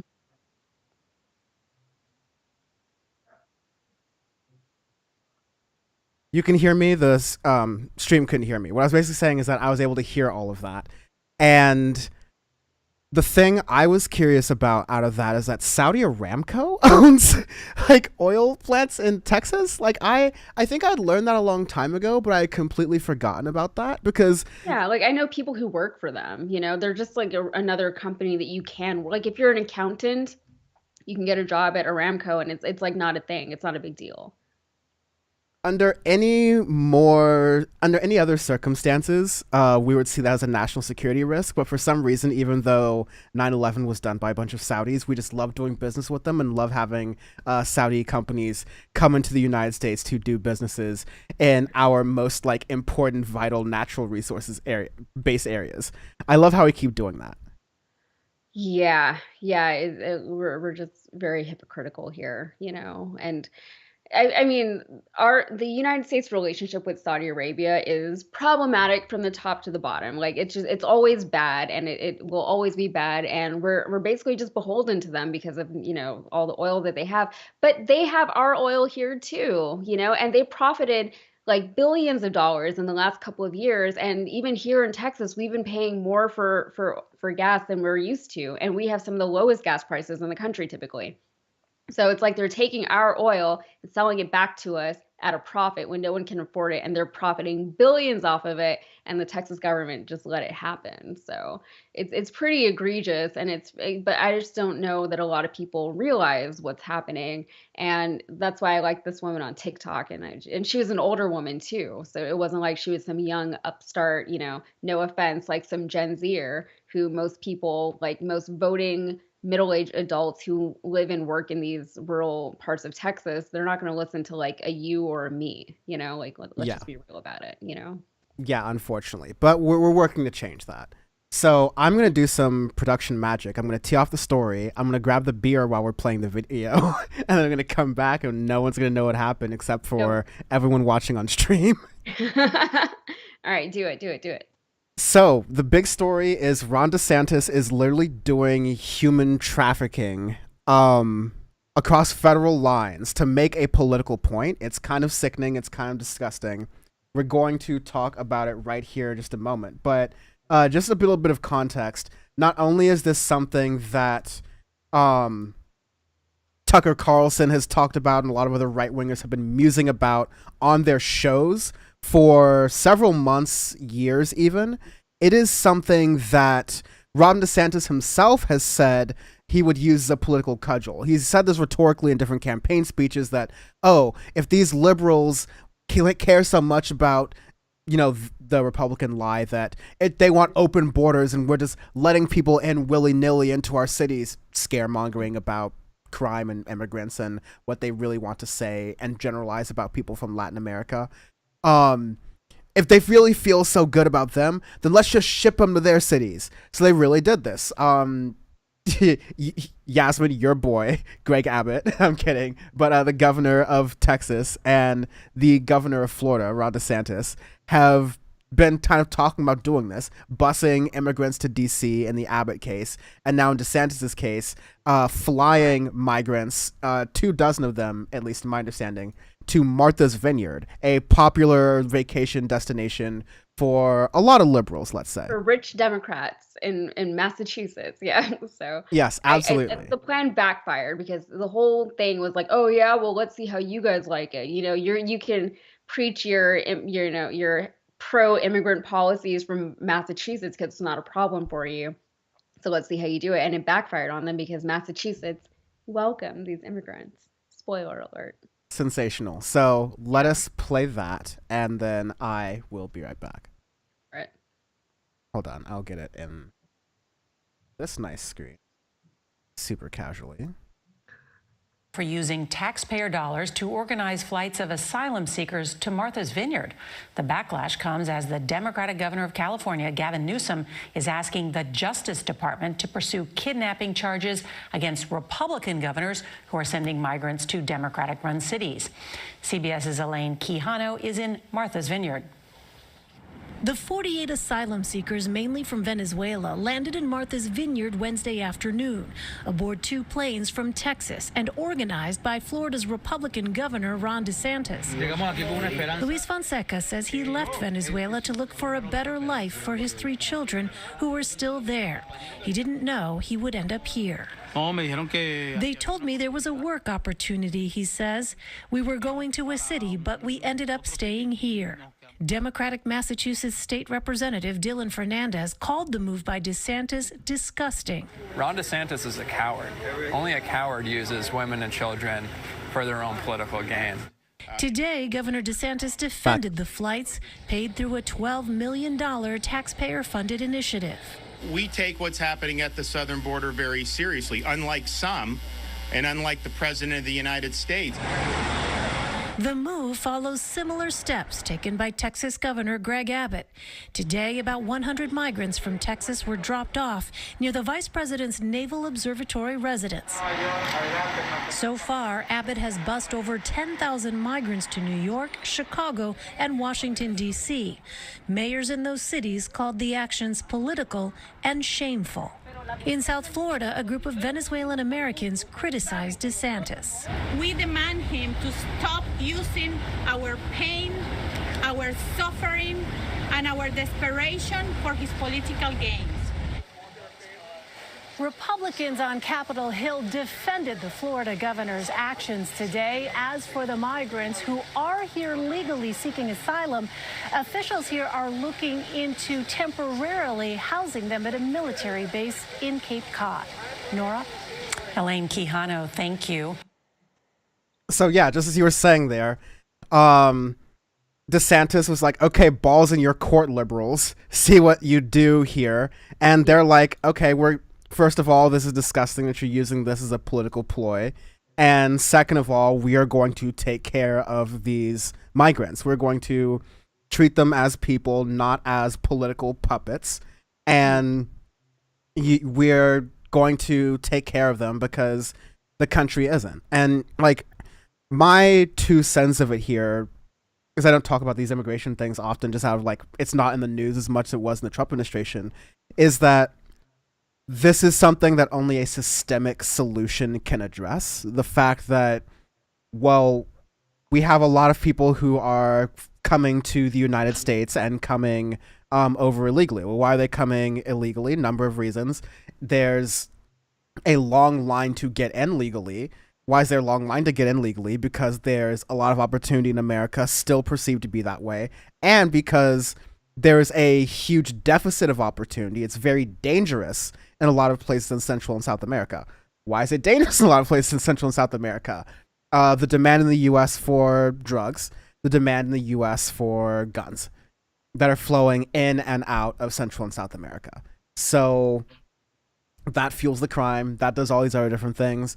The destabilization that the United States did over the course of the last 60, 70, 80 years in Central and South America does not help, to say nothing of European imperialism overall. So yeah, that's just to scratch the surface of the immigration issue and what the United States needs to kind of think about in a big picture kind of way into addressing it. But that's way too much for a lot of people on a broad sense to dig into. So I think that is something the left needs to work on overall, is messaging this big picture systemic problem in a way so that people understand how we need to solve it.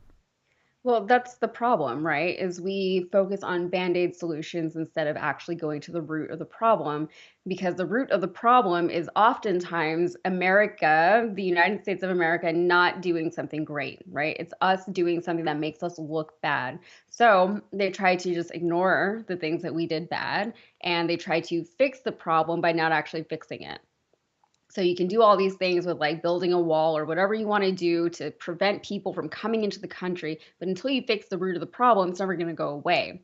And what's interesting about that is these problems go back, decades, if not, maybe a century or so. And specifically to what the United States did with, like the banana republics in Central America and South America and in the Caribbean and places like that, things like that.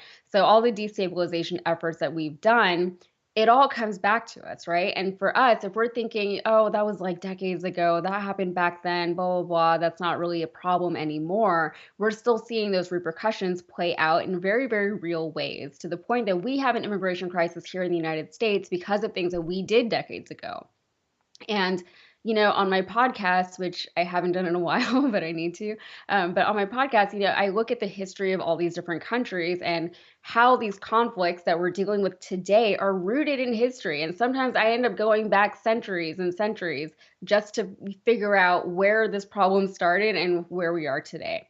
And to be fair, like I probably don't need to go back as far as I usually do, but a lot of times you can see where something started and then how that problem just kept getting worse and worse and worse over centuries, right? But because the root was never addressed in the first place, and because they kept trying to band-aid over it, and because these things just kept snowballing into something bigger, we have these conflicts that we are still dealing with today in like 2022.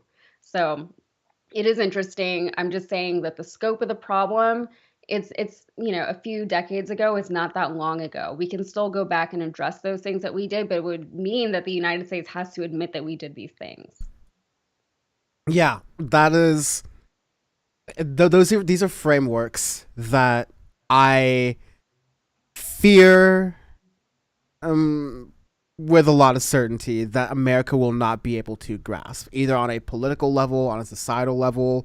Yeah. Politicians even probably won't even be able to grasp this, or they won't want to grasp this, either because they'll see how they can use it for their own political advantages, or they'll see how they can just brush it aside and not worry about it and still, get some support, like kind of skim by.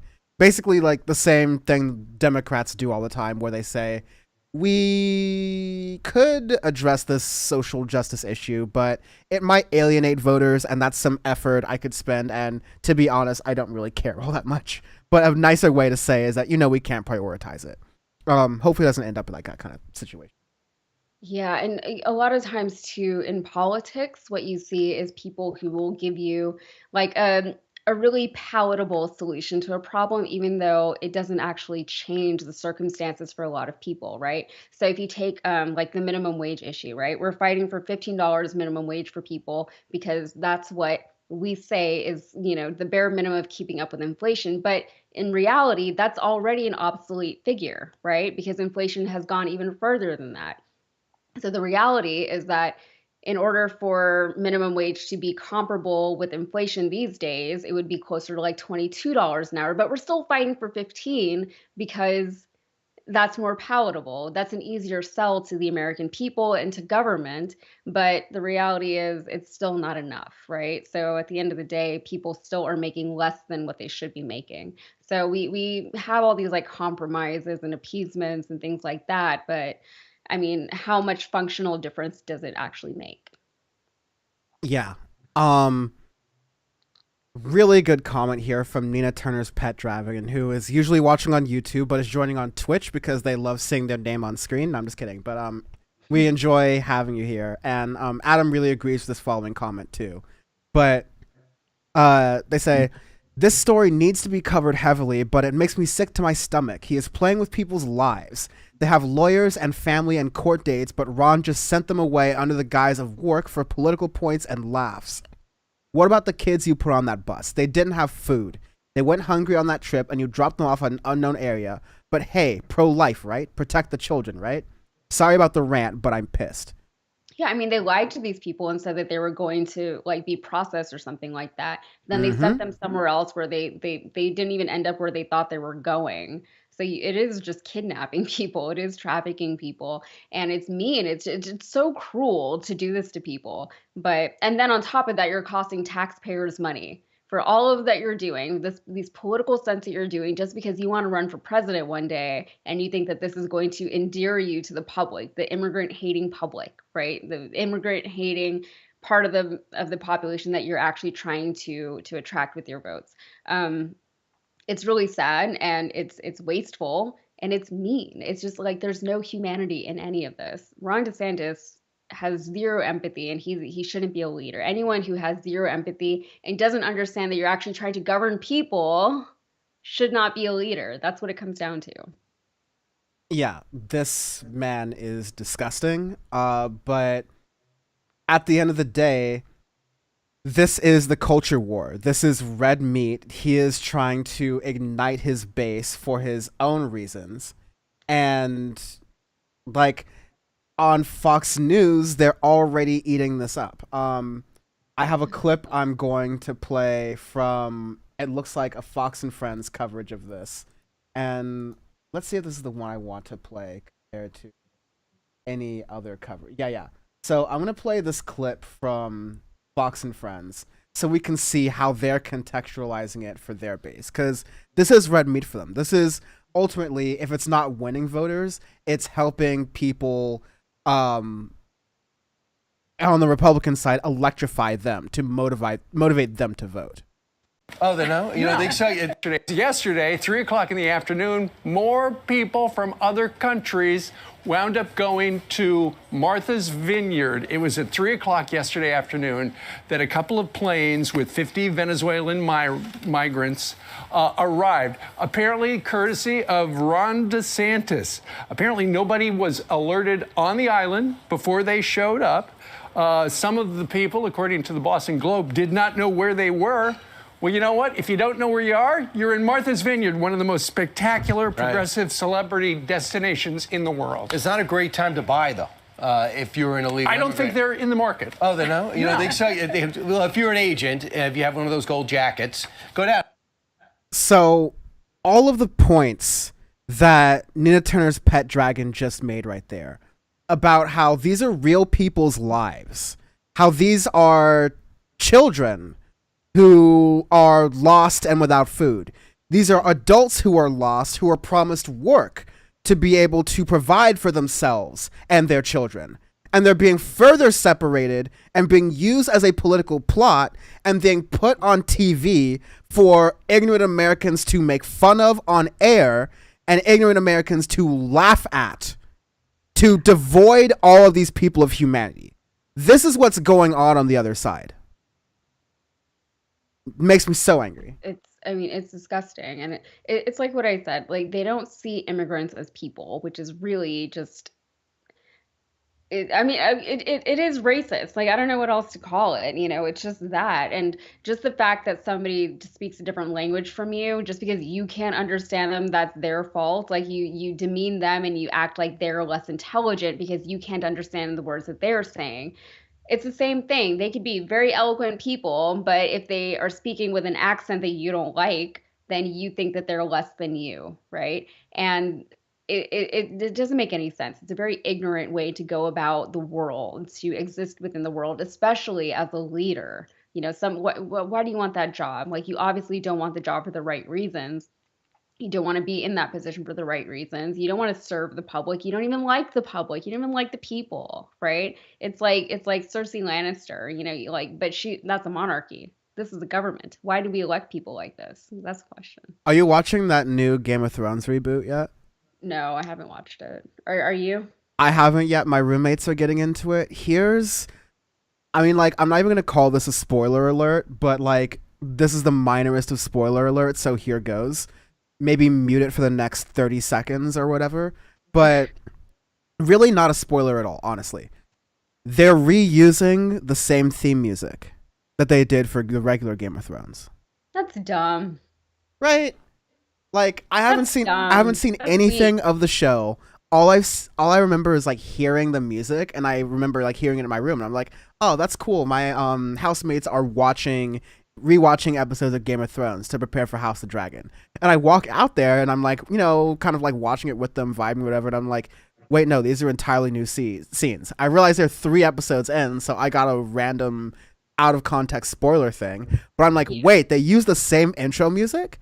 And yeah, this is, maybe I haven't heard a bigger thing about this, but I think there should be about 7 think pieces about that alone. Yeah, they're like I feel like they're trying to bait us with that theme music because that was the best part of the show. And I have a lot of issues with the way Game of Thrones ended, and I'm still not over it. As a matter of like, I don't want to rewatch the series. I rewatch series all the time. I don't even feel like rewatching Game of Thrones, right? Because I just know that I'm gonna get to a certain point in the rewatch, and I'm just gonna get pissed all over again. But the one thing that people really, really, I think, hold in their hearts is that theme song. It was great. I didn't never skip the intro to that show. I watched the intro every time. There's only a few shows where I watch the intro every time, and that was one of them. And it feels like they're trying to trick me, and I don't appreciate that. And also, just get your own theme music. Like, it feels like they're trying to prove to their new boss overlords at Discovery that they are doing some cost-cutting measures. They are like looking out for the bottom line. But here's my philosophy with theme songs that I like, with shows that I like that I'm watching. Okay. I watch it for the first episode of the series, and I watch it for the finale. But other than that, I'm a big fan of the little skip intro button that the streamers have now. I need to just get to the goods, especially if like they left me on a cliffhanger. That's one of the benefits of Gen Z TV is that no, don't show me the theme song as like foreplay. No, get me straight to the goods. Just get me like right where I want songs. Well, like I said, there's a few that I really like New Girl, you skip it, Well, even New Girl knew that nobody wanted to see their intro, and so after a while in the later seasons, they just had like and then it was they show the show, and that was it. But like Succession, I watch the intro every time because that's the best part of the show is the theme song, the music behind it. One of the best parts of the show, I'd say. It's great. The rest show, of it's also Emmy justifying. It's a great show, yeah, but it has a great theme song, and I like that intro. So I watch it every time. Same thing with Game of Thrones. And the Game of Thrones one was so brilliant because it would change with like every season or every time something major would happen in the show, they would change it. Like whenever Winterfell was on fire. When it fell, yeah. Then they reflected that in the intro. So things like that were really cool. And that was back when they used to like pay attention to details and before they had like coffee cups in the frame and before Daenerys forgot about an entire army and lost a dragon because she just forgot, like I can't with that show. Of course. Like such a let. It was like a decade of our lives that we dedicated to it. And then they just like, were like, thanks, but we're just going to do this now. In chat really fast, Jesus says Naruto and One Piece. What? I think I need to watch those. I've gotten into some anime, but I never like fully got into those. Oh, Naruto, yeah. Yeah. My boyfriend watches all the animes, and I don't know, like I do watch it with him sometimes. I don't know, like I've never really gotten into it though. Some of them were cool, but I never wanted, and I can't really say why. I don't know if it's just the animation style. It doesn't speak to me, but I don't know. There's whole back and forth debates about what is an anime or what isn't an anime, and I'm not even going to get into that right now. Yeah, all I'll say is that growing up watching Avatar: The Last Airbender was a phenomenal experience to like watch it as a kid and see that. I was I've seen that one. That one's cool. I like that one. Yeah, especially because it was like a cartoon that had very adult themes to it. Yeah. So that I was just like generally really surprised with, happy with. Yeah, so like that kind of stuff I think is cool. Yeah. I watched Castlevania, which I know is not like a Japanese anime, but I did watch that one. That was fun. I legit only know that as a video game. Yeah, it's Netflix, so it's like an American anime, but Netflix produced it. I see. I don't know. I thought it was fun. My boyfriend, he played the game and he liked it. So. Yeah, I like the Square Enix games. They made like Final Fantasy and then that collaboration with Disney, Kingdom Hearts. I like those games because they're kind of anime styled, but they're obviously like interactive. Do you play Zelda? I have before, but The thing with Nintendo games is they are just too vast for my attention span. I've never I've never finished a Mario game. Oh, interesting.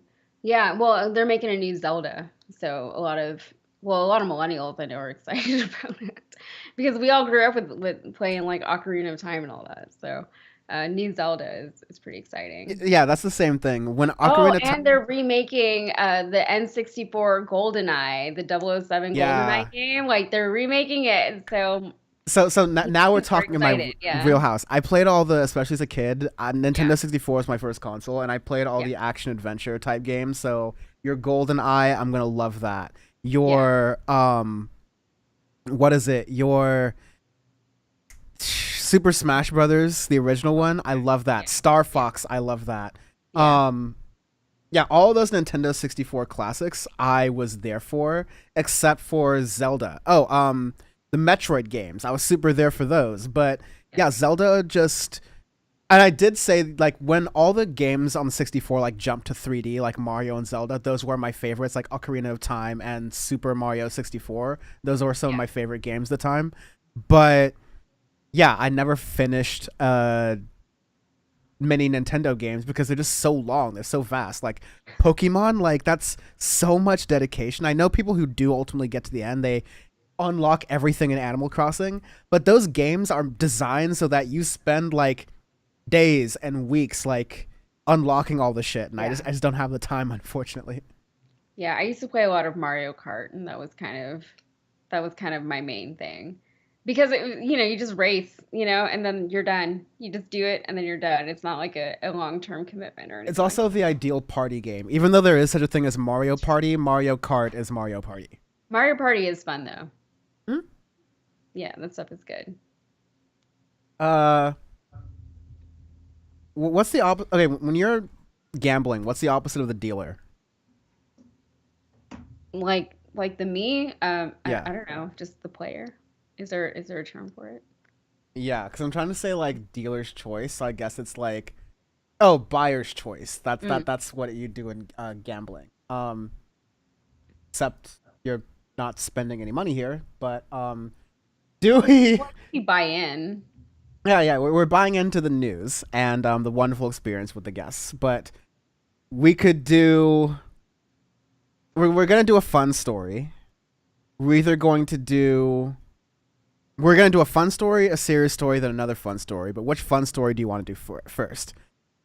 Good billionaires or Mike Lindell freaking out about everything that's happened to him this week? I mean, I definitely have more to say about. Well, I just read that guy's book, Yvon I don't know how do you say his last name, Chouinard, Oh, the one of the yeah. Patagonia guy. Yeah, I literally just read his book. Like I think I have it. It's like right here. Or, I don't know. It's somewhere. Yeah. Let's like we did a lot of like deep talking about things for a little bit. Let's have a little bit of fun and just Mike Lindell. Yeah, let's talk about Mike Lindell because I've done this on a couple shows I've been on this week. I generally don't like, full disclosure, the happenings and goings on of the My Pillow guy is not the main. I don't get me wrong. I love the sideshows. I love watching a good car crash, but that's not really the reason I like to pay attention to politics.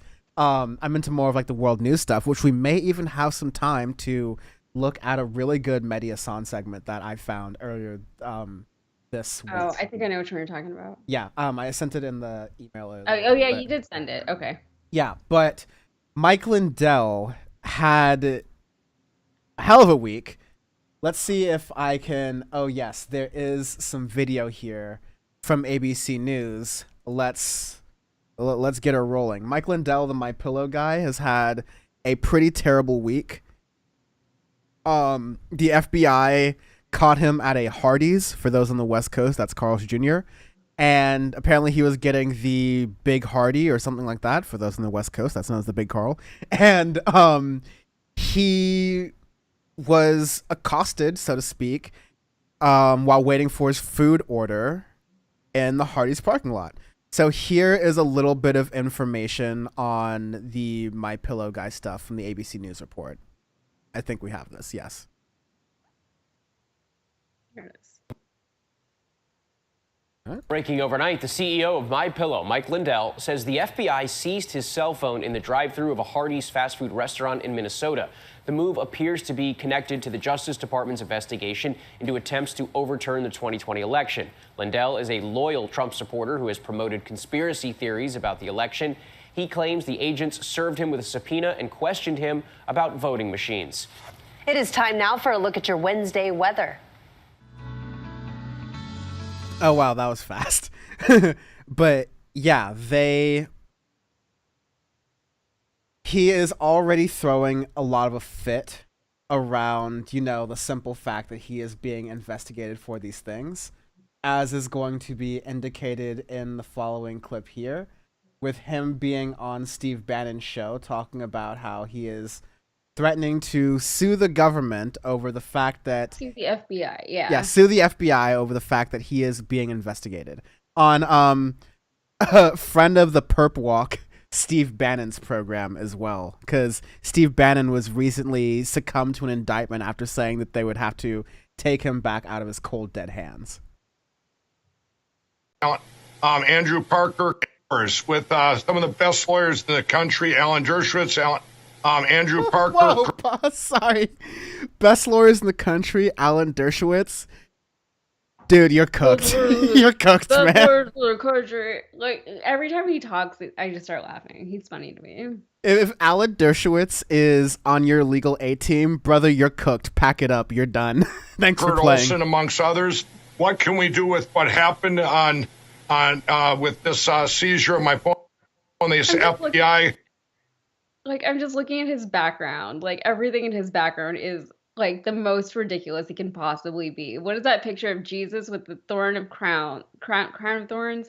And a lion. Like, it's crazy. That's just, like, chilling in his office or wherever he is. And then, of course, he has his eagle and what? Oh, my God. This guy's so much. Yeah. Oh, there we go. I do have... Oh, no, that's just my view. I was trying to magnify it.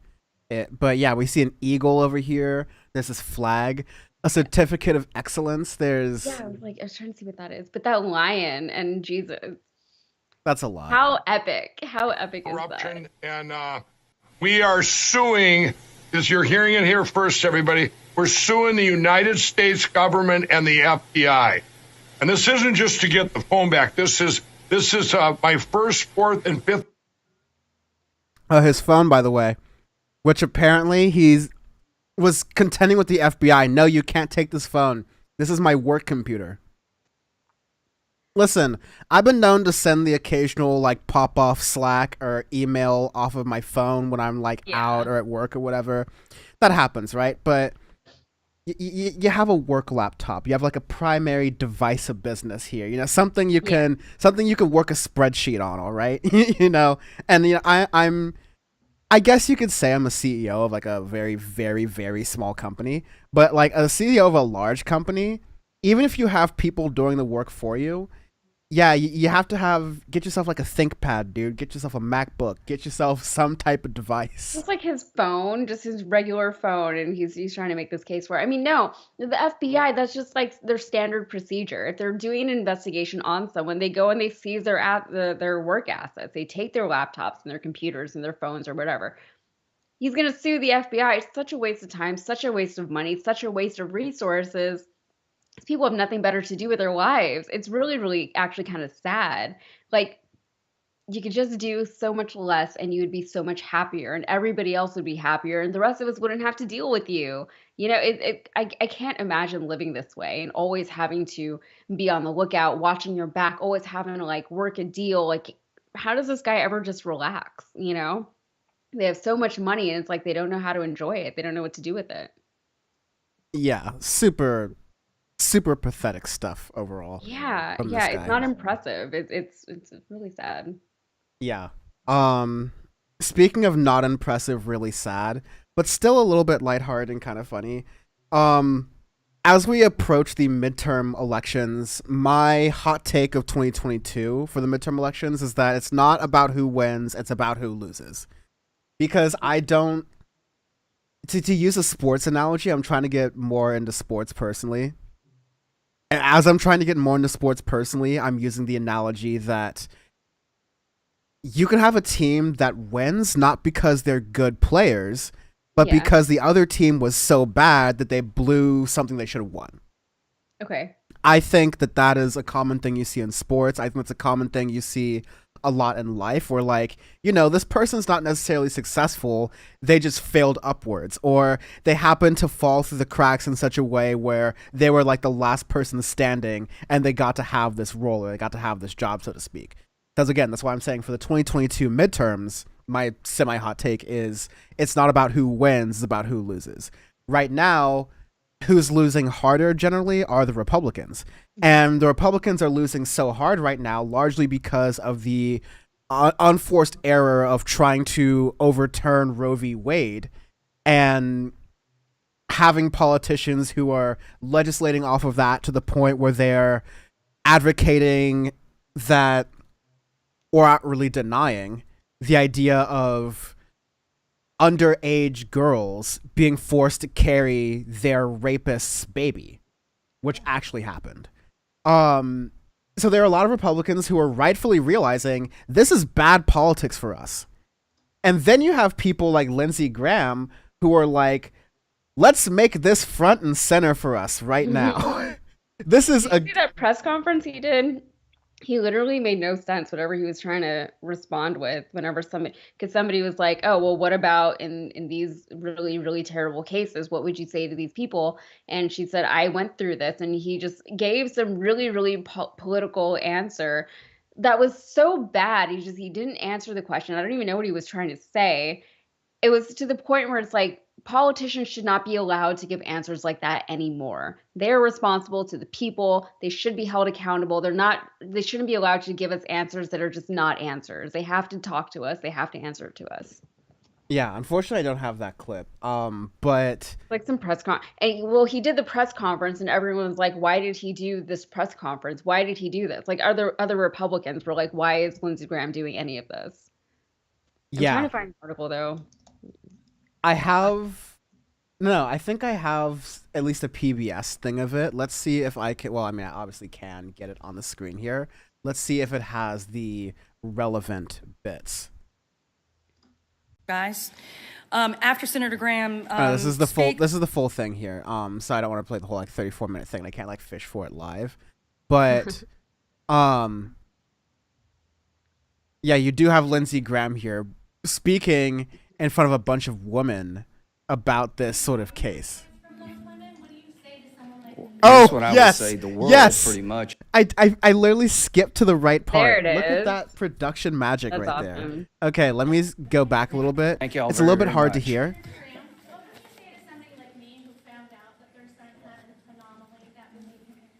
So the woman's saying, what would you say to someone like me who found out that their son has this anomaly when they're pregnant where they would not be able to live? It's at 16 weeks. She did everything she could. Yeah. Yeah. Well, this is graphic, but she's describing how when he was born, he lived for only 8 days. He was bleeding from every orifice of his body. Yeah. Yes, ma'am. Here's what I would say. The world. So what do you say to a woman like that who has this experience, who's like, listen, can I put myself and my child, who I'm mourning the fact they won't get to live the fulfilled life I was ready to give them, are you going to have both of us live through their misery? In often cases, the baby who lived a short life, but in a lot of cases, the mother who meets an abrupt end of their lives. Here's Lindsey Graham's tasteful and tactful response, something you would expect from a human being. JK, this is exactly what you expect from a soulless politician piece of shit like him. Here's what I would say. The world pretty much has spoken on this issue. The developed world has said at this stage into the pregnancy, the child feels pain, and we're saying we're going to join the rest of the world and not be like Iran. As to your particular case, there'll be exceptions for life of the mother and rape and incest. But, well, ma'am, there were 55,000 abortions after the 15-week period. And I think we're resolved to get America back in line with the rest of the world. And we won't know where America is until we vote, until we debate. And so to my Democrat. Go on. What is he talking? Why is he talking about Iran? What is he talking about? The rest of the world has spoken on what? I don't understand. And then he said, well, there will be exceptions to blah, blah, blah. And then the woman says, but no, there are no exceptions in the bill. And then he just starts talking about the rest of the world all over again. So nothing that he said made any sense. Nothing that he said actually answered the woman's question. But the real, like those women standing behind Lindsey Graham right now, I have zero respect for any of them. No, I don't know who they are, but they are the worst. They are the worst. I'm just gonna say that. Yeah. I'm in Texas. I don't even want to, even if I wanted to plan a pregnancy, I would not do it here in Texas. And I told my boyfriend, I said, look, if that's a thing that we need to do one day, we have to move first. Like that's what it is. We have to move out of Texas first before I can get pregnant. Even if it was like a planned healthy pregnancy, I just want to have access to healthcare here. In Texas too, especially, we have the highest maternal mortality rate in the country, like in the entire country. So we already are not taking care of our mothers here. The maternal mortality rates are even higher for Black and brown women, and we have the lowest percentage of women who have access to healthcare in the country. So it's really, really pretty dire, and it's not worth it. Yeah. Go on. Yeah, no, I have to move because of something like this. I'm 33 years old. If I'm going to have a kid, it needs to happen soon, you know? I have to move. That's it. And that's like a consideration for anyone's economic and financial situation, anyone's like social situation, to like uproot their lives, uproot all their connections. Yeah, it's so stupid that the government for my state has any say in this decision that I have to make for myself, right? I am at a certain point in my life, and these are things that I may or may not want for myself in my life and for my own family. But the government's like, we're going to do all this stuff over here. And so if you want to do any of that, you have to leave. You have to leave the state. If there's any consolation to this bullshit, it's the fact that right-wingers have had enough of this. They see that this is not popular policy, and that even though they agree with this stuff, they don't like that it's being said or expressed. Do they agree with this stuff? Because we know that that they pay for their mistresses to have abortions, right? We know that they don't have any moral actual obligations against abortions itself. It's just a political talking point. They think that these are things that they're supposed to say. They're supposed to sound like good Christian people. Well, and so I have to suffer because of this whole farce that they're doing, and they won't give it up. They do hate women, and that's whatever they're saying, they're covering up for the fact that they hate women, they want to control women. And so here's a clip of Charlie Kirk, who is going balls to the wall against Lindsey Graham. He's also a child, yeah. He's a very tall child, I would agree, yes.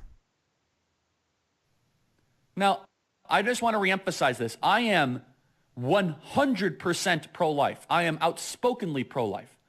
I am so pro-life that I'll debate anybody on the topic at any time.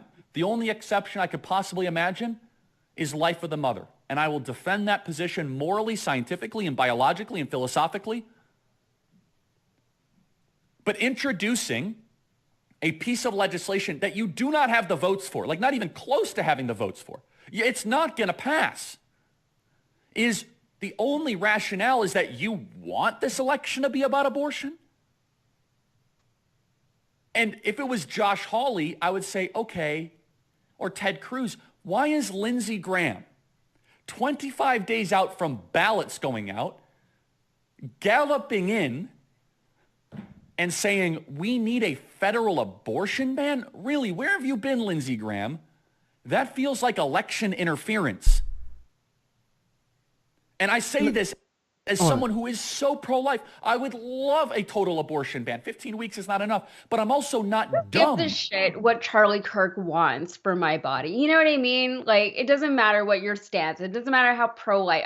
Nobody cares. Who gives a shit? But when I was talking about this on Watchlist with JR earlier today, it's really telling because they're speaking in I'll say something kind of controversial here. They're thinking in the way that I'm begging the left to think, which is in a raw political kind of like, listen, we want to do this radical shit over here. We really do. But in order to get elected, let's just pretend to be moderates and hoodwink all these people because Charlie Kirk said it right there. Do you really think, like, listen, I believe X, Y, and Z. Agree with him or believe he does, or don't believe he does, care what he believes, don't care what he believes, whatever. Unfortunately, he's gaining a lot of power by espouting this stuff, but he is rightfully concerned by the political blowback that his party has been getting. And so he is saying, yo, listen, I agree with you. We can do it, but cool it right now so that we can actually get power and get in office. And we can do it so they don't have any choice but to let us do it because they won't have any ability to fight against us. If you give them an ability to fight against us, we may never get that power in the first place. And that ruins the whole deal for us. Charlie Kirk's being really transparent here. Yeah, and that's not the first time though that well, at least I know that you and I have talked about this, where we said, there's a lot that the left can learn from the way that the right gets things done, even when they don't have majorities in government, even when they don't have a president who's sitting in their seat. So there's a lot of things tactically or strategically that the left can take from the right, which is, like the thing that he's proposing is terrifying, and it is misleading, but that's what would get them to win. But it's funny because that's why we're seeing a lot of the backlash within the Republican Party now, because nobody knows why Lindsey Graham is doing what he's doing. They know that it's not popular. They don't have the numbers, right? They do not have the numbers on either side of the aisle, right? Collectively, as Americans, we want protections on women's health, right? That's what it comes down to. And the Republicans, for whatever reason, Jesus, whoever the fuck, they just don't want us to have it. And because they're women haters, I guess, which never makes any sense to me. Like, do these guys not have women in their lives that they love, that they respect?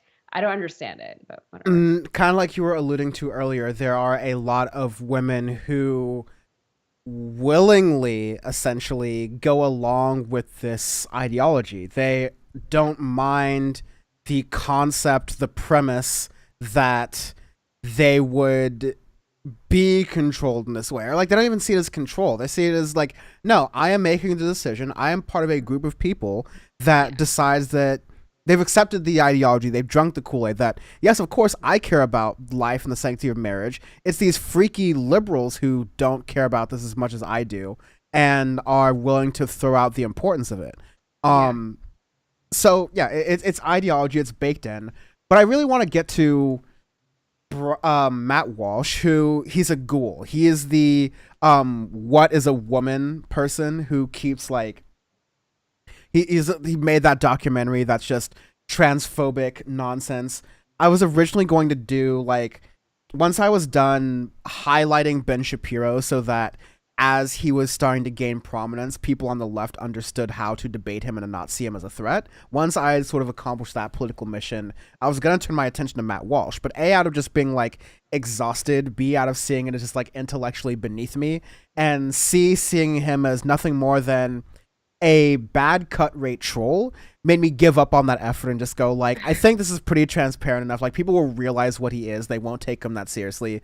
But unfortunately, a lot of people have taken the bait and he's gotten a lot of prominence and he's become Little Mermaid stuff. Yeah, I don't have the energy for the Little Mermaid stuff even today. I don't want to talk about it now. He is going into Lindsey Graham in a way that I also find very funny here. So I'm going to play this, and we are going to laugh at the backstabbage. Hold, and here. He's never been a big pro-life advocate in the first place. Like Lindsey Graham? When has he ever showed that he gives a damn about the pro-life cause? In the past, when Republicans have controlled the government, Lindsey Graham wasn't leading the charge to pass pro-life legislation. I just want to pause it here and say that for the podcast audience, you're really missing out a little bit because Matt Walsh is really embracing his full Limbaugh, as I'll call it. He has the banjo in the background. He has the whole like shitty soft focus anyways. He has some books that I'm not even sure he's capable of reading in the back as well. The crop is out of focus, but there's like a rocket or something. It's total clown shit. It's all like for show right now what he's doing. He's trying to make himself seem like the macho ideal of what a man on the right should be, but this is a clown. This is a character costume, right? Not to be too much about looks. I mean, never mind. I'm not going to say what I wanted to say. But I'll continue. Yeah. And there are things that could have been done even when Roe v. Wade was still active.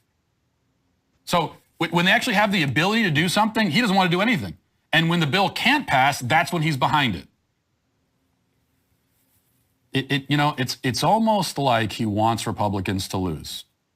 That's the conspiracy theory that I would actually subscribe to here. He wants Republicans to lose. This is sabotage. It's the only way to explain it. Given who it's coming from, especially. It's one thing if this is coming from someone in Congress who's just been deeply pro-life, a pro-life activist for years, and this has been their number one issue. And so they, and this is all they talk. This is one of their central things they talk about all the time. And they're just so excited about it that they maybe put the cart before the horse a little bit and came out and proposed this right before the midterms. That would be one thing. Now, I'd still say it's a bad political strategy, but then at least I could believe that it's sincere. In this case, I don't even believe that it's sincere. This, to me, seems like sabotage. Because there are Republicans who want to be the minority party. They want to be the opposition. They want to be in the position of proposing laws that they know cannot pass. This is a fun kind of horseshoe theory kind of thing that I've noticed a little bit, because I pay attention to a lot more right-wing commentary than left-wingers do. And I'm not for this whole, like, another thing I don't have the energy for on Power Report, nor do I find it important, is there is a certain pseudo left-wing figure on the internet this week that tried to make a big thing about MAGA communism. The idea that you would have people on the far right and people on the far left finding common ground, and then how that is how you'd actually make change in the country. You get some idiot like this promoting discourse like this every 3 or 4 months that, like, oh, you really need to just unite the extremes or unite the centers, and that's really what will happen. When, again, on Power Report, we talk about a discourse that is saying, fuck all this bullshit. Let's talk about working outside of the political system to affect change, because we can agree that political system doesn't work for us. We can agree on things that work for people on a communal basis that abides by social, economic, and class diversity in a society that can work for everyone, that happens to have a lot of aspects of social democracy and many nationalized industries. Not all, but I think many, especially resources, as we talked about super early on the show, could be.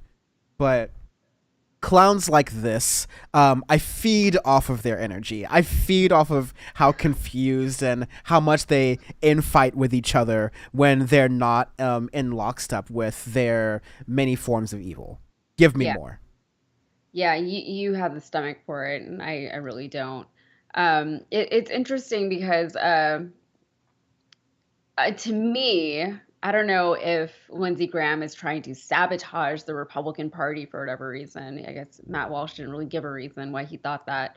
But I think he's just like, he has no real authority. People don't respect him the way they might have used to. I think he's just like searching for relevance wherever he can find it. That's why he flip-flops so violently all the time and so shamelessly. He just will completely negate things that he said in the past and just pretend like he never said them. Like, to the point that it's even bold for Republicans. Like, we see a lot of that kind of thing from the Republican Party, especially from like the very old Republican establishment. And Lindsey Graham is the most, like, he does it the worst or the best out of all of them, And I think he's just trying to find his place in this Republican Party that has been taken over by Donald Trump. And Donald Trump doesn't give a shit about Lindsey Graham, And so Lindsey Graham is still trying to assert himself within that establishment, and nobody cares about him. And now he's just pissing people off. So I don't know if this is what Lindsey Graham wanted. I don't think he does it for the headlines. I think he does it for the clout within his own party. I think he wants that relevance. I think he wants to be in the room where it happens, and he wants to maintain that stature as whatever he once may have been. Yeah, a lot of people, another recurring part of this episode of Power Report is that a lot of people are in it for the ego. The best people in politics I mean, the people who would be best for politics, the people who don't want the job, because they're not in it for the ego. They know that it's a cesspool. They're like, I actually want to do things and accomplish shit for people. I wouldn't be able to because of the drama. I wouldn't be able to because of the grandstanding. Those are the kind of people who would be the best people for politics, and they're turned off by the worst people for politics who keep getting the job because they know how to be wheelie and dealy. They know how to play with the system. They know how to be bastards and get power and retain power and draw attention to themselves. Well, isn't that what they say? Like the best way to choose leaders is to not have them self-appoint themselves for the role, right? Like you have to be appointed by somebody else and say, this person would be good. Of course, things are so corrupt these days that it doesn't really matter who appoints who anymore. So you can't trust the system that we've got. 100%. Let me do some chats before we get into the next story. I hope we have a little bit of time to do the long COVID things. I think that's interesting. We'll maybe say that for the end. But over on YouTube, there is there's some on the YouTube chat, by the way. Sorry for the little confusion stuff. I have a thing called Nightbot, which is kind of like a self-moderator for the YouTube chat and the Twitch chat. But unfortunately, I can only control the settings for one at a time, so I have to duplicate them all. So it's working better on Twitch. Last week it was messy on Twitch. This week it's messy on YouTube. So I'm gonna fix them both, as well as, you know, doing everything else, all the publishing and pre-producing and editing that goes with making a stream.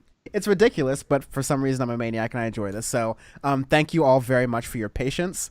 And I'm glad y'all are having a good time in the chat.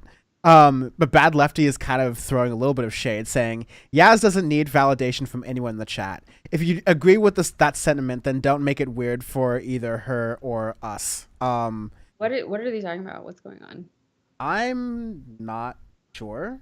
I'm not sure what was said, but I don't read chats because I don't know. Like I know you like that stuff, but I hate being a public figure, even remotely, actually. Oh, yeah. So I don't do it. You know, I do it as little as I think I can get away with. So. Oh, yeah. I do, like social media.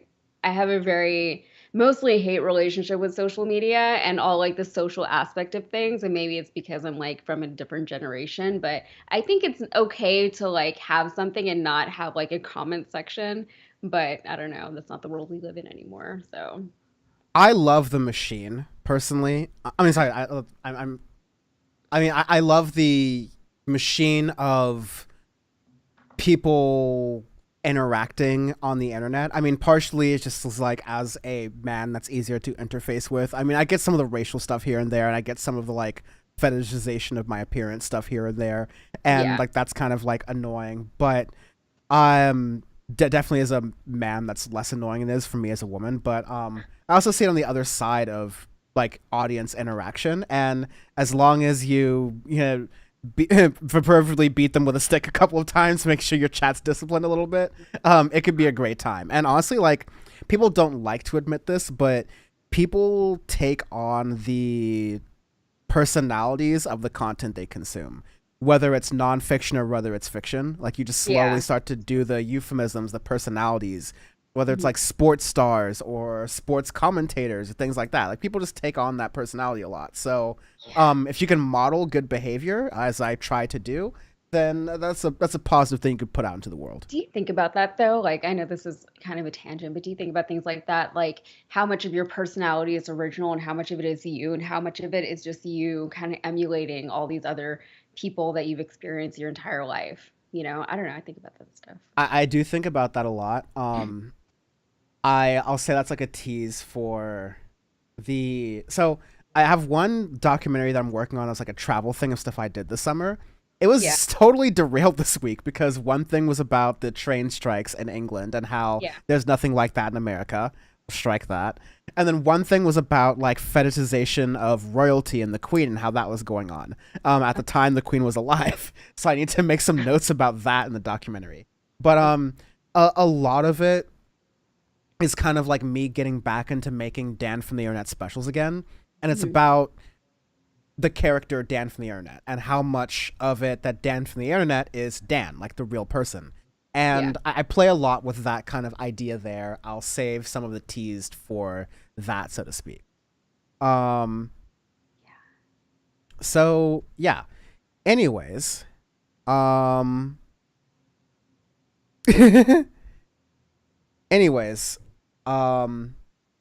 is a good time to begin recording, which I am doing. So we'll begin with this story here, or start with the story here.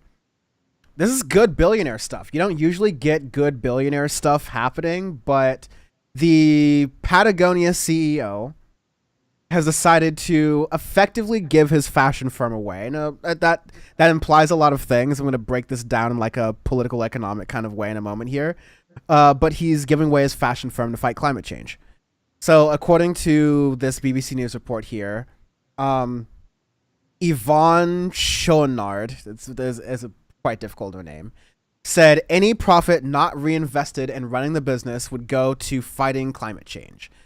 The label has amassed a cult following due to sustainability moves like guaranteeing clothes for life and offering reasonably priced repairs.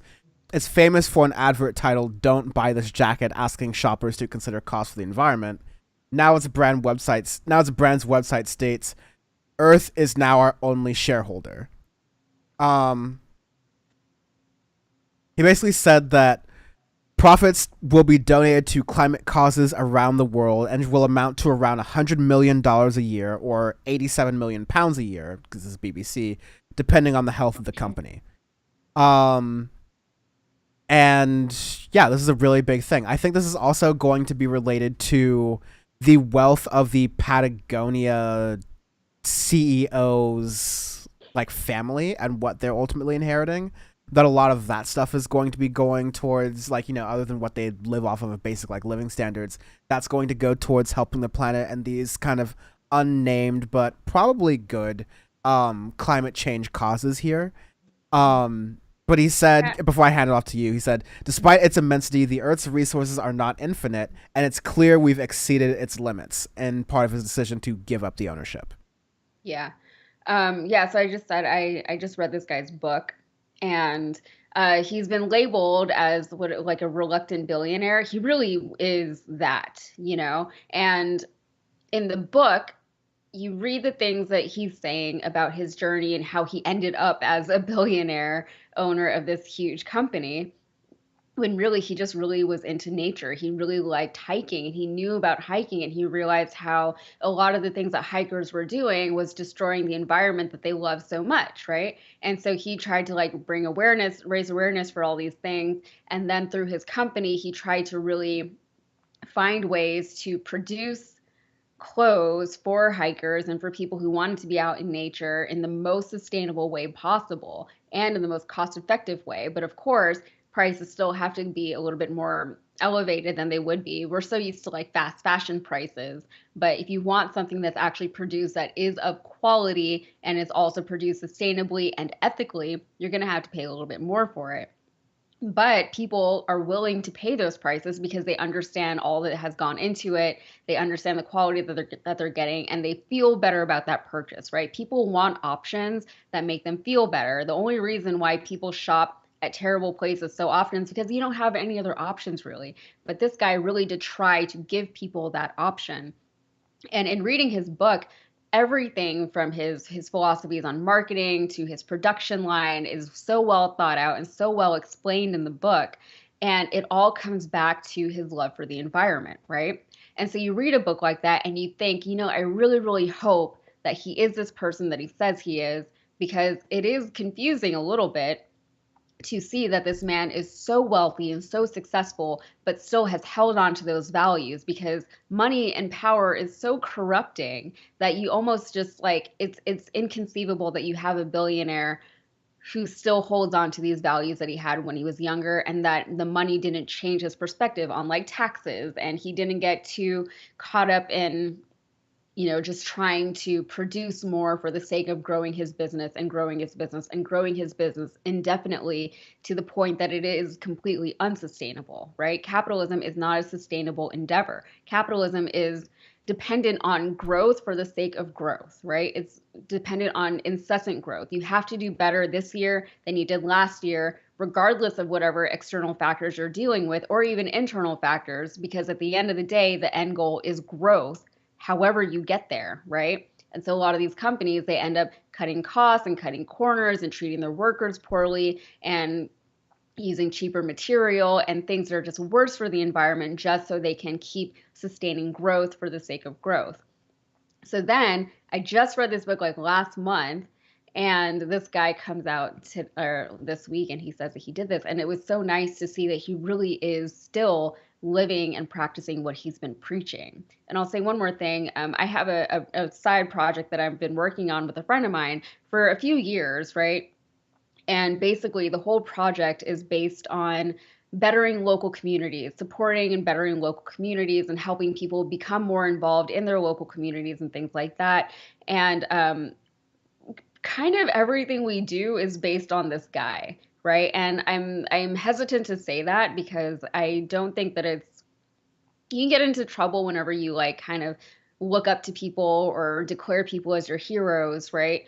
But I think it's fine to like take inspiration from people. And this guy has, for all the people that we've looked at and, all the different business models and business leaders that we've looked at, this guy, we always end up back at him because he really seems to get what a lot of people are hoping for. A lot of people want sustainability and they want ethics in business.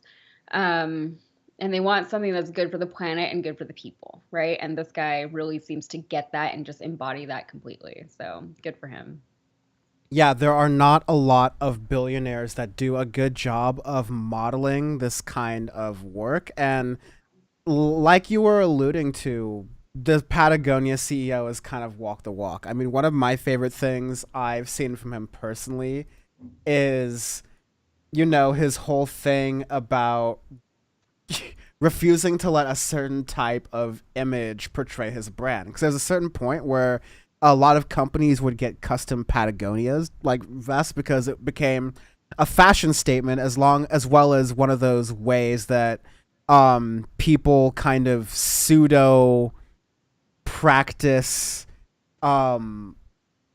they virtue signal leftist ideas, or they virtue signal liberal policies. So it's like, by wearing this Patagonia vest that I got for a reasonably priced but still fairly expensive amount of money, that has my consulting company or bank's company embroidered into it, I'm actually helping the planet.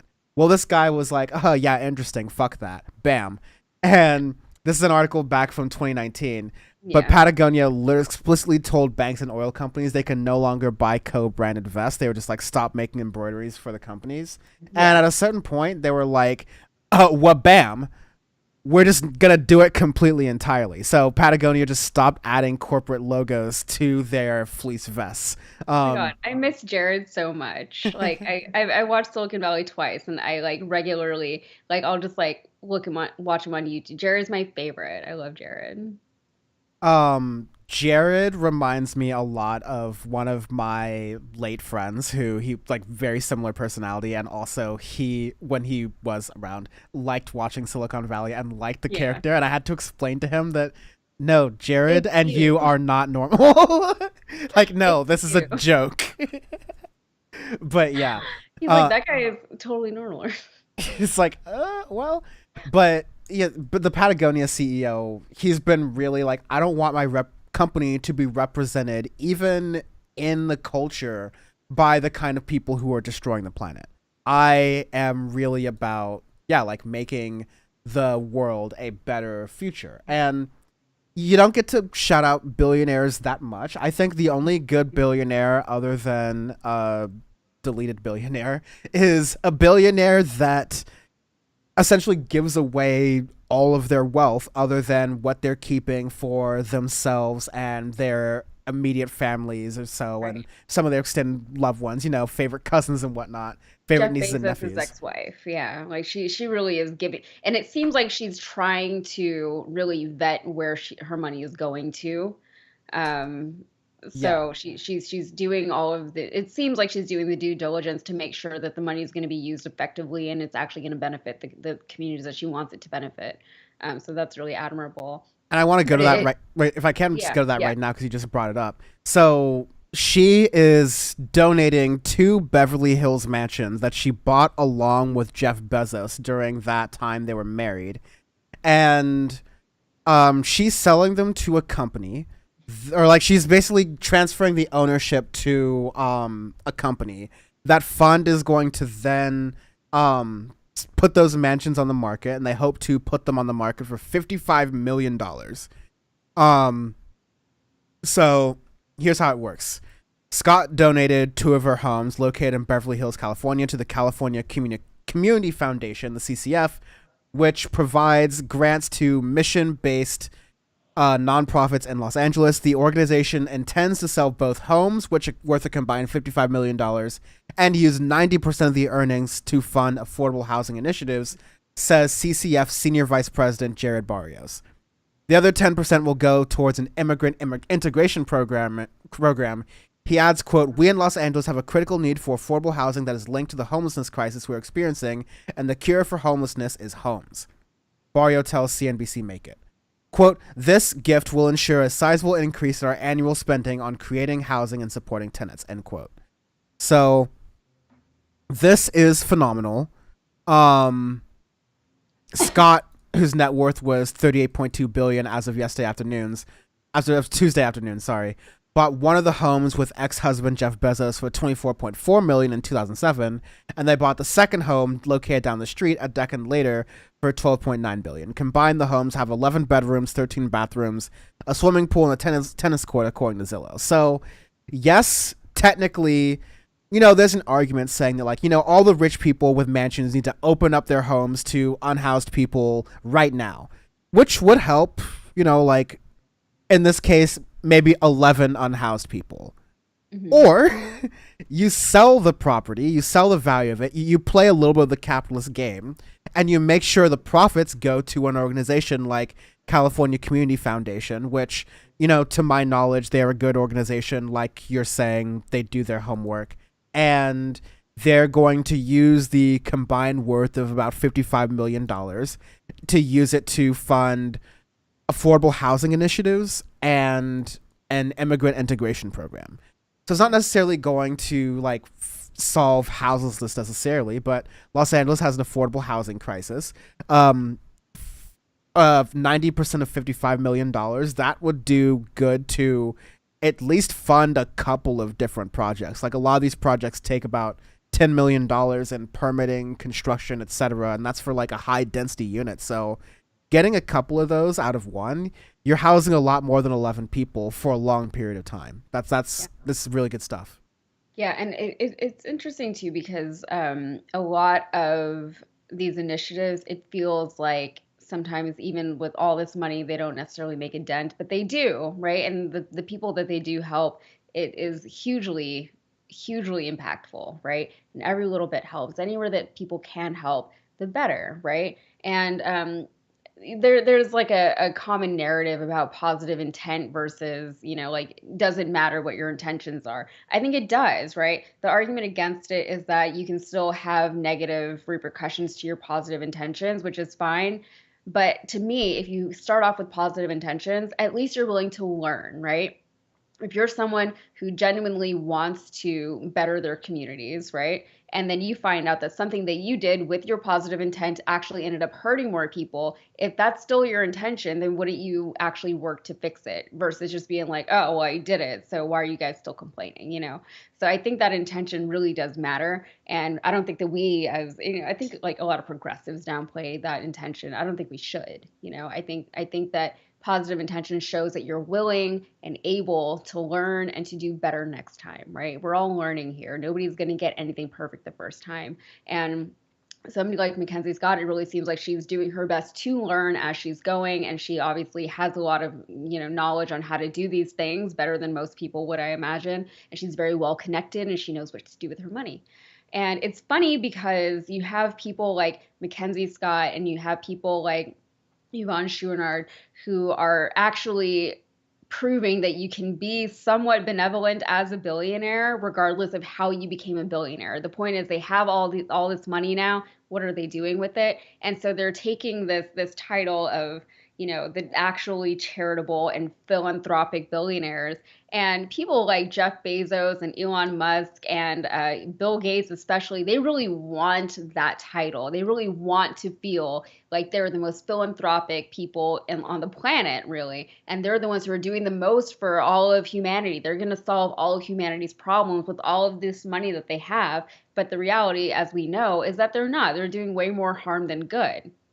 So it is interesting to see that somebody is actually doing the things that they're claiming to do. And we were just talking about Silicon Valley. This guy, Yvon Chouinard, he was being, well, not really compared, but it was brought up, he is the antithesis to these billionaires who say things like, oh, we're gonna solve the world, right? What did Gavin Belson say on Silicon Valley? He goes, I don't want to live in a world where someone else makes the world a better place, or something like that.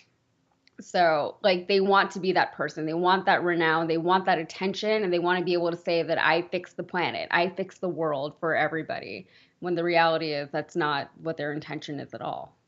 Yeah, one thing that was going around this week and more recently has been, I can't believe this wasn't more transparent to people to begin with, but the whole effective altruism movement being a cover for the white savior complex. These people going that like, oh, there's an ideology that I as a rich person need to follow in order to make as much money as I possibly can, and then use my genius and my knowledge and my money-making abilities to help other people make money or to use that money into other places. When it's reality, it's like, it's not that hard. What the Patagonia CEO, what Mackenzie Scott did are great. Just take the money that you got and get rid of most of it. There's a certain amount of money that people in 2022 need to live a comfortable life. It is a fraction of a percent the net worth of what these people have, and they can live a comfortable life for the rest of their lives, and their children can, and their children's children can, and they can also donate 95% of their money towards actual causes. And they should be, because billionaires should not exist. Billionaires should not exist. Yeah, and I think the word billionaire gets thrown around so much these days that we forget how much money $1 billion is. It's a ridiculous amount of money. If you have $1 billion, you have way more money than you would ever possibly need. It's ridiculous. And you have people who have, close to, I don't even know how much money these people have anymore. It's so mind-blowing that we can't even conceptualize in our own brains how much money these billionaires have. So give it all. How much money does one person need? How much money does one person need to live comfortably and to live well and to give money to their children and still have money left over? That's how much money these people have. They have so much money. They got legacy money for days and days and days. They have money to feed like half the planet if they wanted to, And I know that people say things like that, and it's a lot easier said than done. But the truth is they have so much more money than they could ever need, ever spend, and they're just hoarding it, and they're not letting it be used elsewhere. They're not letting it be distributed elsewhere. And every time they do let it be distributed, it's just like the benevolence, like the goodness of their own heart. So all these people are just hoarding money, and the rest of us are just hoping that they're nice about it. It's not a good system. Yeah. As we're wrapping up here, Nina Turner's pet dragon says, oh man, I have to get to work at 5:30. Good night all. Love you, Dan and Yaz. See that, Yaz? I used 5 Zs. Good night, Nina Turner's pet dragon. Thank you so much for joining.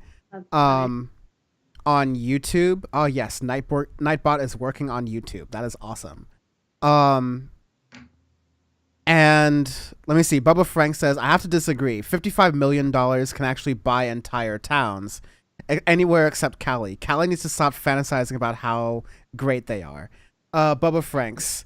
I will stand by that. I absolutely agree with what you're saying. I do love, boy do I love living by the ocean, and I love living, like I'm talking with my friends tomorrow about how I'm going to go surfing in the morning, and I love being able to do that. And so jealous. Yeah, I don't have that option. Yeah, it is very, especially with all the stuff I do, it is very crucial to my mental health to be able to wake up in the morning and go surfing with my friends and like be in the water and be in the ocean. It is a really good thing for my mental health, considering all the other stuff I'm doing to be able to do that. That's me because I grew up near the ocean, and so that's just something that's very close to me. But yeah, that is still a valid point, Bubba, that there are many other wonderful places in the country that are not California, that are not even the coast of California, which is lovely. But these are bodies of water that are also great, that you can't necessarily surf in, but they're still good. And the point is, they're cheaper parts of America that are still perfectly livable, that we can make even more livable if there's just economic investment to do so. Yeah, and I feel that because whenever we were looking, I thought about that actually. I was like, of course it's in California because that's where these people live. And so everything goes to California. And I'm here in Texas and like nobody's doing shit for us here, you know, and even if they wanted to, it's like it's unlikely that anything would be able to get done here. So yeah, I feel that a little bit. You just assume that things are not going to come to your town, right? So something like what somebody like Mackenzie Scott is doing, and obviously she can't fix the whole country's problems. No one's expecting her to, so we'll take whatever she's willing to give us, whatever she's willing to do or able to do, really. But yeah, it does suck because you know that a lot of these initiatives are going to be rolled out in like Los Angeles, San Francisco, New York, wherever, you know, but they're not coming to, you know, I was going to say where I am, but I don't want to. But they're not going to come to Houston, you know? Yeah. Really fast, because this is probably our last story as we're winding down, but this is something I really wanted to get to.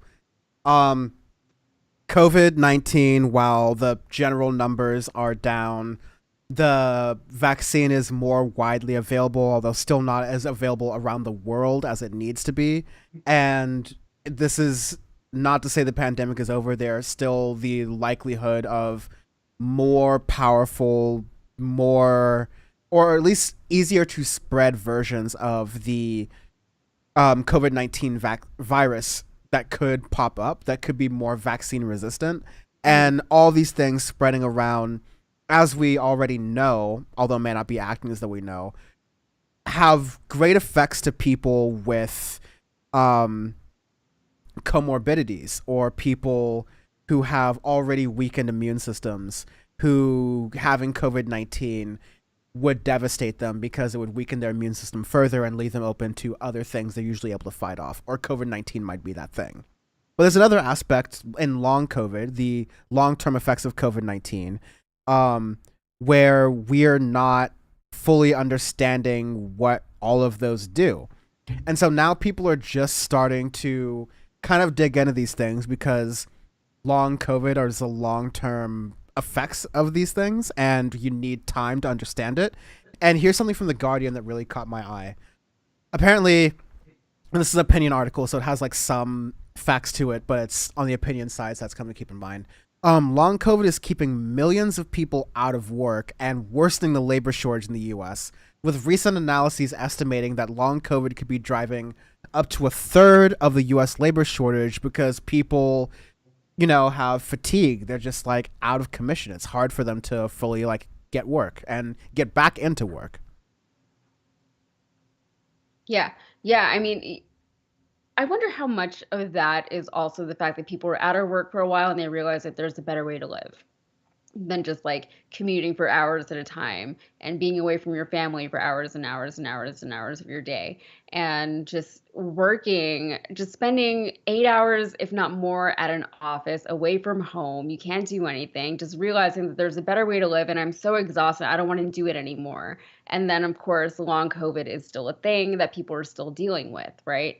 And I just read an article, I think it was in The Atlantic, and they were talking about how the United States, our mortality rate is lower than the rest of, you know, comparable nations, right? And it's going down. So it's not getting better. And how I think we lost like 2 years or something like that. The mortality rate's going up. Yes, it's going up, sorry. So, and we're losing more off of our life. It's getting late and I'm like losing my words. You're Yeah, good. we're losing years off of our lifespans because of things like the fact that Americans just didn't want to take the vaccine in the first place. And then people got sicker than they needed to. And now they're dealing with long COVID, whereas maybe they wouldn't have had to deal with that in the first place. So things like that are worth taking into consideration.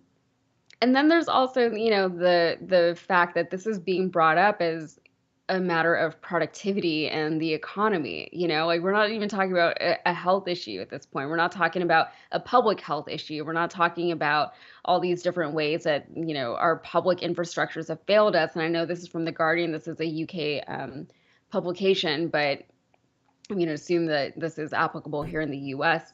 But it all comes back to the economy. Like our lives are only worth as much as we can produce, be productive in the economy, right? And be productive to the extent that they want us to be productive. Like they want us all just on cocaine, just sitting there typing away at our desks all day. There was another study that just came out that said that, people, even if we are active and we're working and doing all these things, if we're sitting for most of our days, we're technically a couch potato, and we have all these health issues associated with people who, in our minds are just sitting on the couch watching TV all day. But the thing is, we're sitting in chairs at our desks all day, and for me personally, the last couple of weeks, especially, I've been like very resistant to sitting in my chair. And I know I've been doing it for 3 hours now. Thank you for that, Dan. But I just want to get I've just gotten up to start cleaning. I've cleaned my entire house just because I just want to be up and doing something with my hands and with my body, and just using all of me instead of just sitting here typing all day. Yeah, I think for a lot of able-bodied people, this sort of trope that, oh, if you don't have work, you will just be lazy and do nothing and sit around all day is ridiculous. People kind of naturally want to be active, and then people with different abilities also want to be active, just sort of have to compensate for whatever disabilities they've got going on here. But to your point about a lot of this could just be people changing things because of the pandemic, and so that's kind of accounted for here, and so I want to get into the numbers. Oh, okay. Yeah. Since 2020, there have been more than 95 million recorded US COVID-19 cases. And again, this is The Guardian UK, but they're talking about the US here. US, okay, yeah. 1 million deaths and ongoing reports of COVID-induced chronic illnesses and disability known as long COVID. A recent study by the Centers for Disease Control and Prevention, so the CDC, estimated that long COVID affects 1 in 5 people who are infected with COVID-19. A recent Brookings Institution analysis found that as many as 2 to 4 million people may be out of work as a result of this. And with more than 11 million jobs vacant, that would be plausible that up to 1/3 of current labor shortages in the U.S. are due to long COVID. So, in the other words, a great resignation may be a symptom of a mass disabling event. And so I think it's an important recontextualization, because we're talking about a lot of people having the agency to sort of, do quiet quitting or all these sort of fads that are coming to talk about workplace phenomenon that have existed since before COVID, but they're taking a particular different, they're making a particularly different kind of view out of the situation here, because as it's kind of pointed out here, why aren't we talking more about quitting and long COVID? Instead of investigating the impact of continuing pandemic harms in the workforce, many have been quick to reframe the Great Resignation through stories of white-collar workers seeking better work-life balance. There are lots of articles, like in the New York Times especially, they're linking to 2 here. Great resignation story here. The New York Times has been doing a lot of this. That's really key, because all of this has been focused on the economic conditions and change of the professional middle class, because they're the ones who consume all the think pieces. But in reality, what isn't being touched upon, what I think this article is talking about, is a lot of people are reeling from the effects of long-term COVID-19, and they don't have the ability to just zoom in from their job and say, hey, I'm going to nap today from my work from home job. I'll come back and see how I'm feeling tomorrow. And by come back, I mean, I'll log on for 4 hours. Yeah, and you know what's crazy is I mean, I don't really have a conventional 9 to 5 job, and that's very much by design for like the sake of my life, right? That was a choice that I made, and it's a struggle in very different ways, right? Some days I feel like it would be a lot easier if I just had a 9 to 5 job, but no, because like the way my body works, it doesn't make sense, right? And the thing is, I don't think I'm unique in that. I don't think that like the human body is designed to work from 9 to 5 every day, to wake up at the same time every day, go to work, do the exact same thing every day, as unfulfilling as it is, and then come home and feel a certain way. And I guess I'm privileged that I'm able to live this way and to work this way, but it was a lot of work to get to this point in my life to where I was able to do it, and it wasn't easy, but that was a choice that was important to me. If you wake up one day and you feel like hell, you still have to go to work. You don't have the option to take a rest, right? You don't have the option to go to sleep because that's actually what your body needs, right?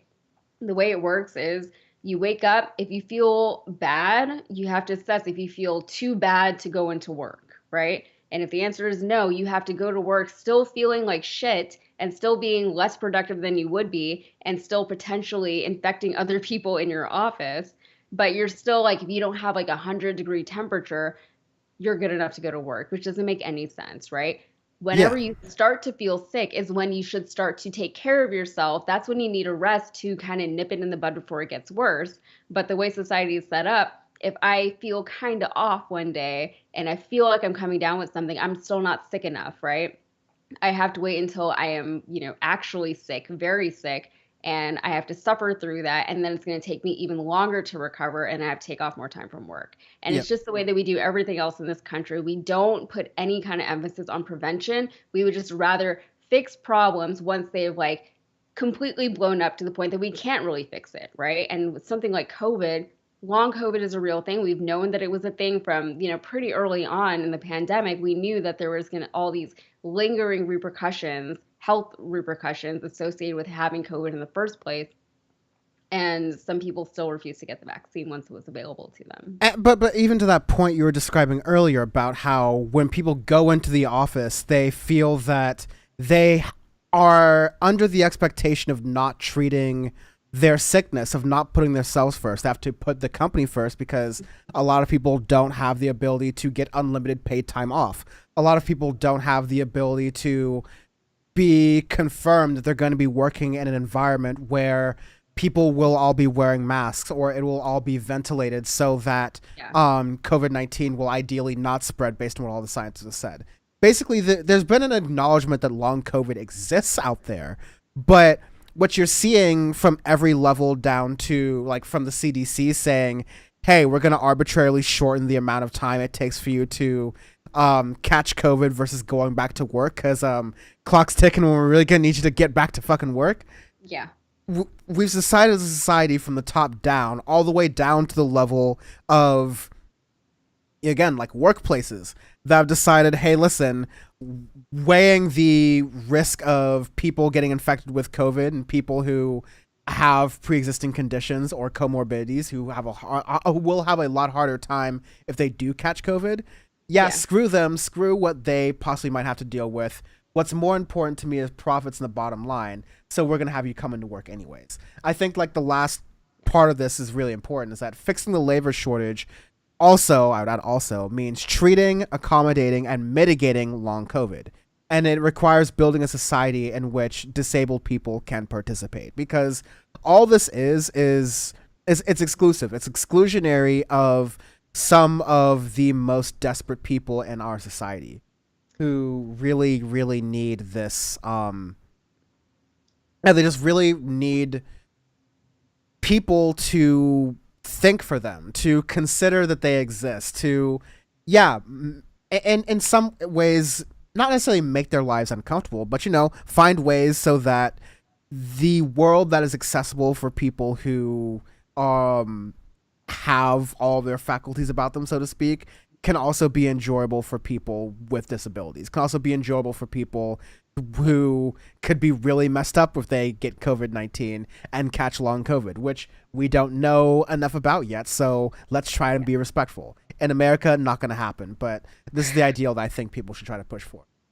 Yeah, absolutely. And it's true. Like we there's so much that we don't know about this disease. It's brand new. We've never dealt with it before.